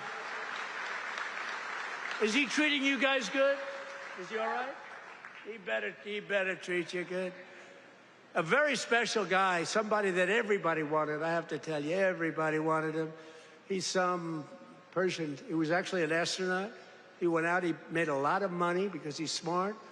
And he's now the NASA administrator. You saw that rocket 2 months ago up and go around the moon in record levels, the furthest any ship has ever flown, and come back. And he's working very heavily on the moon. But what he's done with NASA is amazing. And he's a very special person and a brilliant one, Jared Isaacman. Jared, thank you.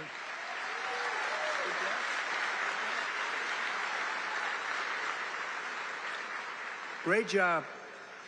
As well as, I introduced him a little bit only by the name David, because he knows me, and I know him by David. But David McCormick is your senator, and he's a brilliant person, brilliant businessman. And he loves the Commonwealth. He loves Pennsylvania, and this is where he wanted to be. And he had a rough, I told you, he had a rough fight. This is a rough beating, like 24 years, and a father for 24 years. I don't know. I said, I don't know. You sure you know what you're doing, David? But you won, and you won easily. And I'll tell you what, you have a great senator, one of the best in the country. So I just want to thank you very much, David. Thank you. And 4 warriors for Pennsylvania in Congress. These are warriors. Lloyd Smucker is here. Lloyd, thank you. Thank you. John Joyce is here. John, thank you. Dan Muser is here. Thank you.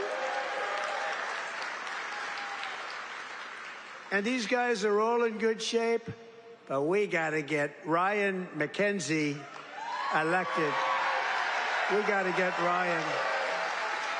I'm not here for them. I'm here for him. We got to get Ryan elected. Run up here, Ryan, fast. Nobody wants to hear you. Come on, just run up. Nobody wants to hear you, Ryan. Do what David did. He'd go up for 1 minute. Thank you very much, everybody. It's nice to be here. And everybody thought he was the greatest speaker. Right? Okay. Say a few words. Excellent. Well, Mr. President, I can't thank you enough for coming here to the Lehigh Valley, highlighting the great men and women of Mack Trucks, doing all the work that you do in Washington, D.C. for our veterans, our first responders, and everybody across this country to continue to maintain America as the greatest country in the world. You are the president that is fighting for all Americans. Thank you for being here, sir. Thank you, sir.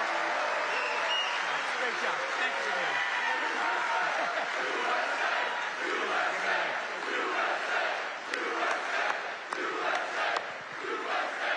That's great. Wow, that's great. He learned something from you, David, huh? That's great. We also have one of the greatest writers anywhere in the country who knows more about the Commonwealth of Pennsylvania, I think, than anybody. She's a terrific person. Right from the beginning, she said Trump is going to win, therefore I like her. She said Trump is going to win in 2015. In fact, she wrote an article in 2014. She said this guy Trump should run. I hadn't thought too much about it. I was having a lot of fun putting up buildings. But she was very early on, and I really mean it. I don't think there's anybody that knows more about, they used to call it the Rust Belt. I call it the Money Belt now. It's gone from the Rust Belt to the Money Belt. Either one is okay, but there's nobody that knows more about it than Selena Zito. She's fantastic. Where are you, Selena? Where are you, Selena, with your beautiful daughter? Thank you, Selena. Selena's an incredible woman, and her daughter is following in her footsteps. She's just been so good. Very powerful writer, actually. Some of the biggest papers in the world. It's nice to have good stories on occasion, truthful stories.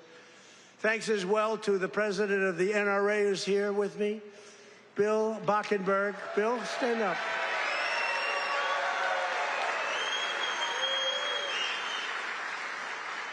And they always give me their endorsement because I saved the Second Amendment, and you think it's easy.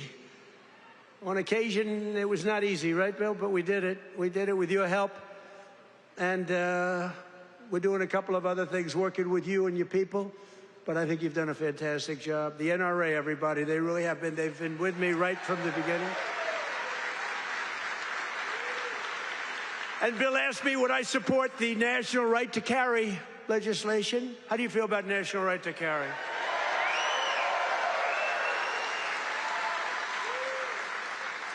That's my free poll. You know what that is? That's a free poll. I don't have to pay $300,000 to somebody that doesn't even do polling, you know, to give you phony numbers. See, those are real numbers. National right to carry. Yeah, we're working on it.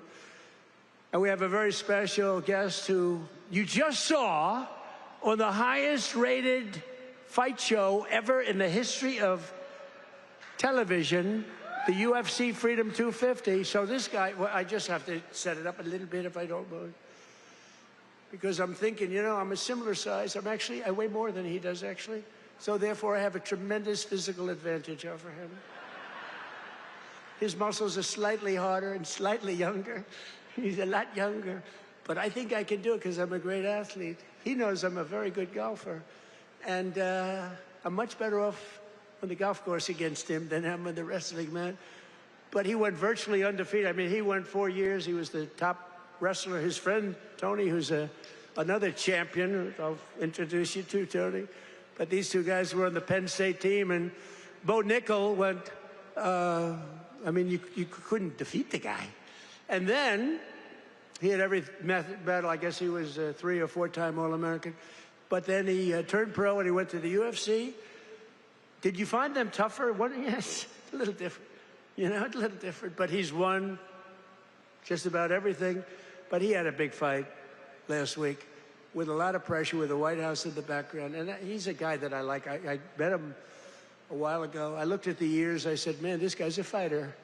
You can tell a lot by the ears. And he told me, no, he doesn't mind the ears. He likes them. It's almost a symbol. For great fighters, it's a symbol. That's why I'm worried about you, Tony. You have pretty normal ears.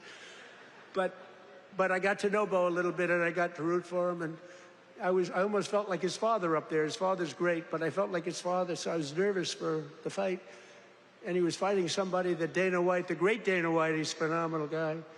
He said, no, Bo's got a tough one tonight. I said, why? Why do you do that to him? Because if you lose it this night, it was the biggest audience they've ever had, by far. The whole world watched it. The people at the White House, we had 5,000 seats around the cage we built. And we had 100,000, more than 100,000 people in the park right next door. We had the largest television audience they've ever had, by far. They said, why do you have to give him such a tough opponent? He was pretty tough. But then it happened. So Bo is known as a great wrestler because he was the best wrestler by far in college. Nobody could beat him. And I figured Bo would be wrestling. But no, he wasn't wrestling. He was punching. I said, Bo, grab his legs and start wrestling. That's what you do. But he didn't do that. He didn't listen to me. And he got a shot off that was brutal. And in the first round, right, knocked him out. He was really knocked out. Great fighter. The guy was a great fighter, is a great fighter. So I just want to thank, he's from Penn State. He loves Penn State. He is the NCAA wrestling champion. And just fantastic. And his friend, and you probably know, is also, I think you were roommates, right? That's a tough room. I wouldn't want to fight these two guys. Let's go picking those two guys. I don't think so. But he was the heavyweight, and he lost a lot of weight. He weighed 35, 40 pounds. I asked him, how much did you wrestle? About 40 pounds heavier. In other words, you want to live, right? You decide to lose it. But he was also the champion, NCAA champion, and his name is Anthony Cassar. So come up here, fellas, because I want to just ask the audience a question. Come here. Come here, Bo. So here's my question. If I work out for the next couple of months, really work hard, lifting those weights away, and really, really work, could I beat Bo or Anthony in wrestling? You're very disloyal. You're very disloyal. Say a couple of words about your fight. Thank you. Appreciate it. Wow, what an honor to be here. I think walking up here, I was almost as nervous as the fight, but it feels like a fight. Yeah, it feels like it, but this is exciting. I'm grateful to be here with everybody. So grateful to President Trump for making an event that, in my mind, never seemed possible happen. UFC Freedom 250 on the White House lawn. Unbelievable. I don't think there are too many presidents that have the courage to do something like that, and, just so unbelievable. For me, both my parents were high school teachers. My dad was a wrestling coach. My grandpa was a wrestling coach, and I grew up around sports and just competing from 5 years old, and so to be able to do something like that is a dream come true, and it's just through hard work, effort, discipline, and a lot of time in the wrestling room, a lot of time in the cage that I was able to do that. And that's really because America is the land of opportunity. And if you set your mind to something and you feel passionate about what you do, you can accomplish anything. And thank you. I don't want to take too much time, but I want to tell a quick story about the first time I met President Trump. It was in 2019 at the White House, and our team and I won the Nationals, the NCAAs, and at Penn State, we are. Let's go. And we were given the opportunity to meet President Trump, and it was really special because he took a lot of extra time to talk with us as wrestlers. I think he respected the wrestlers a lot, and I told him that when I'm done wrestling, I was going to fight, and he asked me if I needed a manager. And I thought that he has better things to do than that. But really, since then, I feel like we've had a special connection that I'm extremely grateful for. And, fast forward 7 years, I'm fighting on the White House lawn, and I turn and look at my corner, and President Trump is right next to him.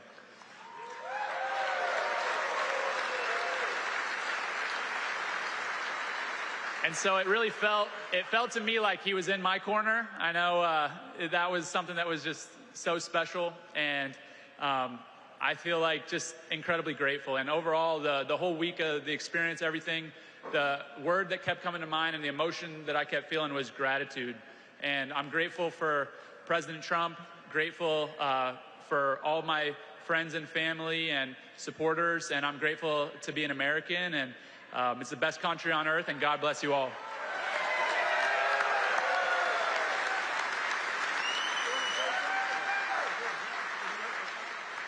How's everybody doing? This is an awesome crowd. I'll keep this really short. It's just an honor to be here.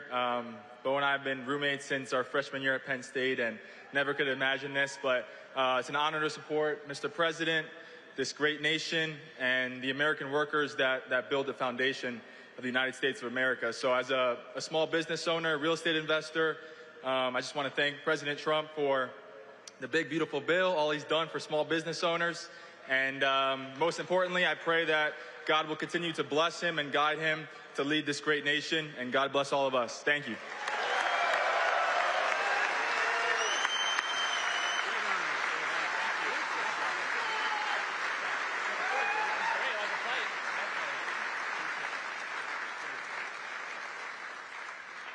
Two great champions. That's great. It's good to have them here, too. We have a lot of champions in the audience. These are two very special people. When you do that, I was saying to myself, you know, going into that ring and you got all these people, we had the richest and the biggest politicians. We had the biggest of everything. You couldn't get a ticket. The tickets were selling for some crazy numbers, I heard. We gave them away to everybody, but somehow some got out.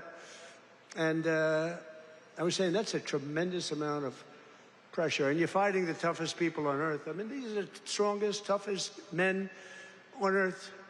No women in the crowd, but which is nice. But these are the toughest men on earth, and it's tremendous pressure.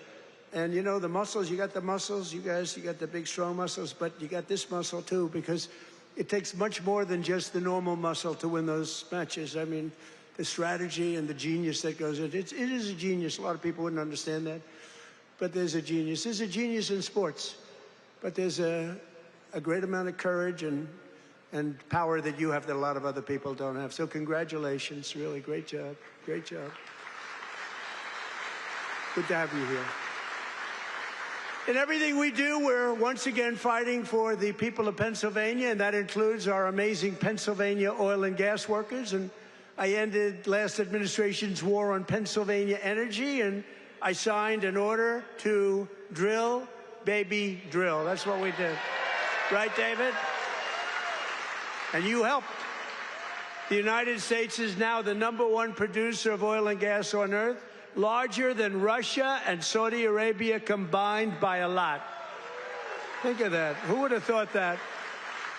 We were in 4th place. Now we're larger than, and that doesn't include Venezuela. Include Venezuela once, because it's essentially should be included. I also ended the war on clean, beautiful Pennsylvania coal. In fact, in my administration, you're not, because you know coal was dead.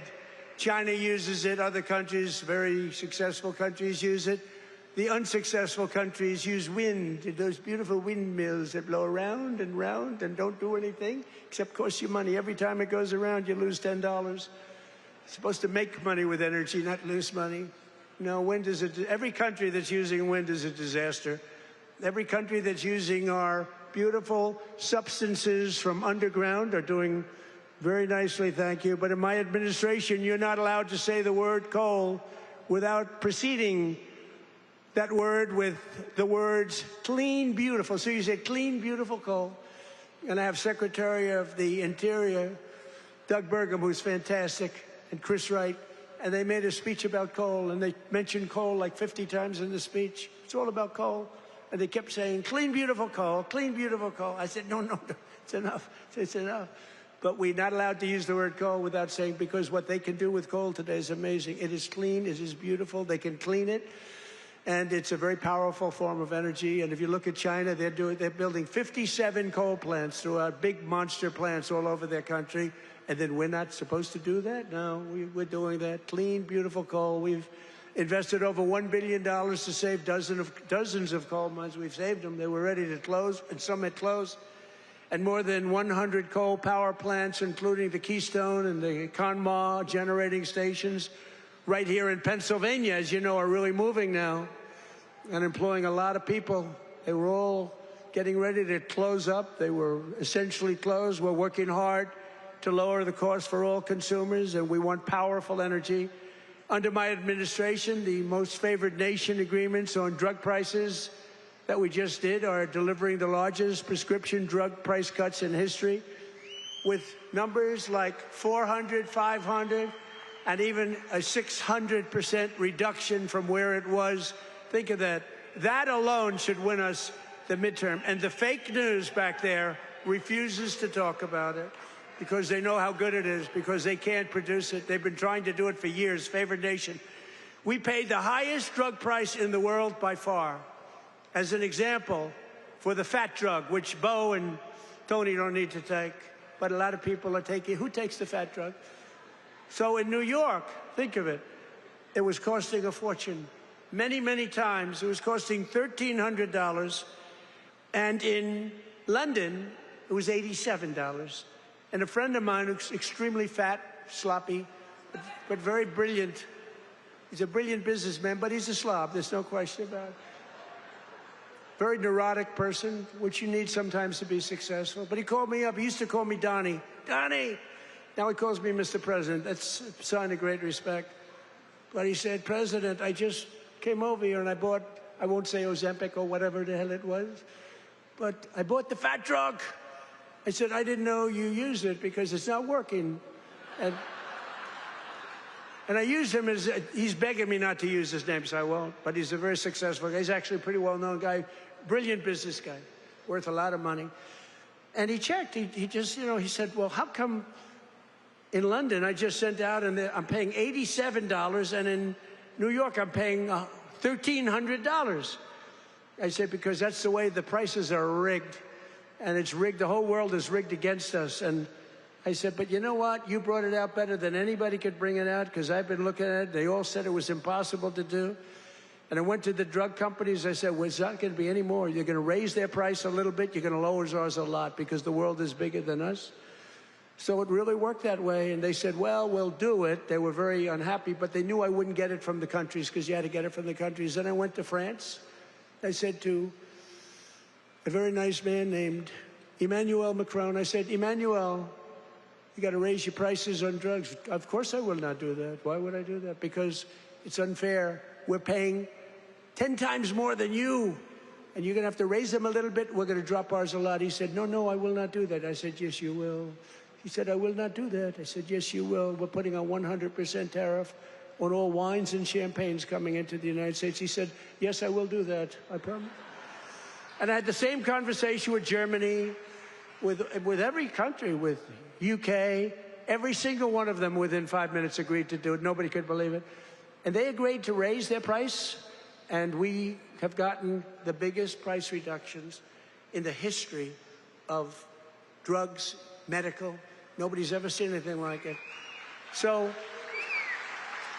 instead of paying $1,300, you'll be paying about $175. Nobody's ever done that before. And this is on many, many drugs. A pill that sells for $10 in London and selling for $150 in Texas or any place, it's all the same in the United States. They basically discriminated. So now instead of $10, it goes to $20, because again, the world is a big place. And we would bring ours down to 20, from like 150 down to 20. This is the kind of price reductions you're getting. Go to Trump.com, by the way. And I didn't name it. That was Bobby Kennedy that did it with Dr. Oz. Everyone thinks I named it. I did not name it, but that site is through the roof. And these are the biggest price reductions in the history of our country for anything having to do with drugs, prescription medicine. So that alone should win the midterms. And there's a real chance that they would end it, because they're totally controlled by these foreign countries, the Democrats. So starting next week, weight loss drugs will be available for just $50. Think of that. For seniors who previously had to pay $1,200, $1,300, $1,400, couldn't pay it. Think of that. Now, they don't want to write. Look, they turn the cameras off when I talk about it, because they don't want good stuff for us, because they don't want us to win elections. And why, I don't know. Why they want to have people pouring into our country, why they want to have high taxes, why they want to have all of these problems that took place over the last 4 years of the last administration, one of the worst administrations in history. But the other ones wouldn't be much better, because they have all of these crazy policies. They've gone communist. But just over 1 year ago, we inherited the worst border in history, but I quickly turned it into the most secure border in the history of our country by far. Almost nobody is able to get in. And in the past 13 months, and this is a chart kept by generally Democrat people, in the past 13 months, 0 illegal aliens have been admitted into the United States. Think of that. 0. And even I find that hard to believe, but it's 0. I mean, they'd love to have it be high, but we can't do that. We have a country, and we're going to run it well. We don't want to have prisons released into our... some of these countries were emptying their prisons into the United States of America through the southern border. Prisons, prison population. Some of the countries had no prison population left. You know what that saves them? Some of them had no mental institutions. The mental institutions were taken all of those people were taken to our southern border and allowed to just walk freely into our country under Sleepy Joe Biden and his group of thugs. They're a group of real thugs. Weaponization, that's all they're good at, weaponization and cheating on elections. In 2025, we achieved the largest drop in the murder rate ever recorded in the history of our country, despite the fact that we haven't gotten all of these criminals out of our country. We had the lowest since 1900, that's 125 years ago.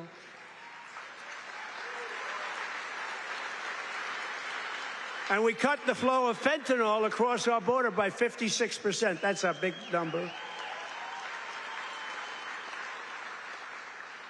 And we cut the flow of illegal drugs coming in by water, coming in by ocean or sea. We cut it by 97%.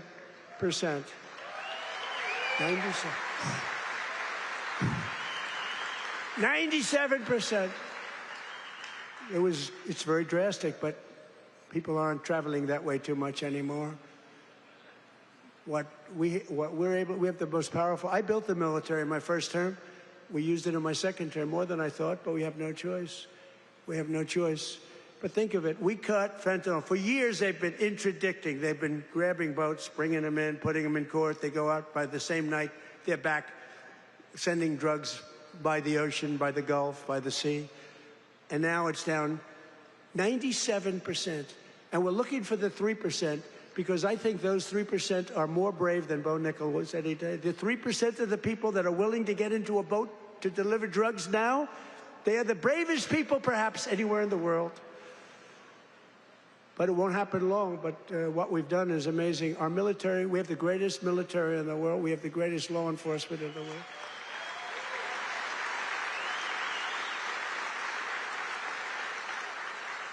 And we have the highest number of recruiting. So a year and a half ago, it was headlines. Nobody wanted to join the military, the Army, Navy, Marine. Nobody wanted to join any of them. Air Force, Space Force. I love Space Force. Coast Guard. Nobody wanted to join any of the military. They had tremendous recruitment problems. And even it carried over to the police. You have great police here. The police and the fire departments. Nobody wanted to do anything with the name America, anything with the uniform. And today, we have the highest recruitment, the most successful recruitment. Every single slot is filled. And that includes, they want to be policemen, and they want to be firemen and women. So we went from the least successful in our history, David, to the most successful in the history in terms of recruitment. It was very embarrassing. A year and a half ago, 2 years ago, and it all happened from November 5th. That's when we won the election. From November 5th on, everybody wants to be a soldier. Everybody wants to be in the Army, the Navy, the Marines. They want to fly the jets in the Air Force. The Coast Guard is hot. Everything's hot. And, of course, Air Force. You know, I started Air Force. That was a part of the Air Force. The Space Force was part of the Air Force. I said, no, it's got to be separate. Got to do its own thing. And it's become. So we were in third place 4 or 5 years ago, and I put it in. We were losing to China and to Russia, and now we're totally ahead of both of them, like at numbers that they can't believe. Space Force is going to end up being one of your most important. To stop the massive theft of taxpayer dollars, including millions of illegals, we've launched the war on fraud, led by our great Vice President, JD Vance. He's doing a great job. Doing a great job. Smart guy. We ended Medicaid for illegal immigrants, and we redirected $50 billion to make the largest investment in rural health in the history of our country, hospitals and everything else in the rural areas. And with the help of our Republican majorities in Congress, we will defend our jobs, our factories, our safety, and we will defend our borders like never before. We will crush violent crime, impose harsh new penalties on dangerous repeat offenders that shouldn't be in our country, crack down on Marxist prosecutors and judges, and we will immediately end the most dangerous thing that's ever been put into our country from the standpoint of law enforcement. Is called no cash bail. You kill someone, you go to the judge, they let you out, then you kill somebody in the afternoon. It's crazy. That was the beginning of crime. We will pass the great health care plan to stop all payments to big insurance companies and give the money directly to the people so they can buy their own health care, which will be much better care at a much lower cost. And we will pass the Save America Act to protect our sacred American election.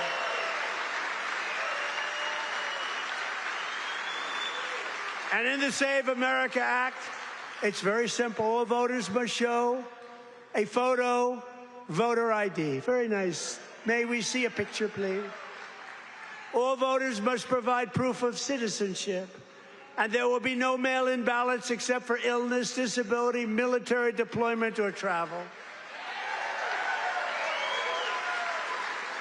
And we will also, in that same bill, enshrine in permanent law no men in women's sports and no transgender surgery for our children. So together with the help of patriots throughout Pennsylvania and all across the land, we will make America powerful again. We will make America wealthy again. We will make America healthy again. It's all happening. It's all happening. We will make America strong again. We will make America proud again. We will make America safe again. And we will make America great again. Thank you very much. Thank you. Thank you, Pennsylvania.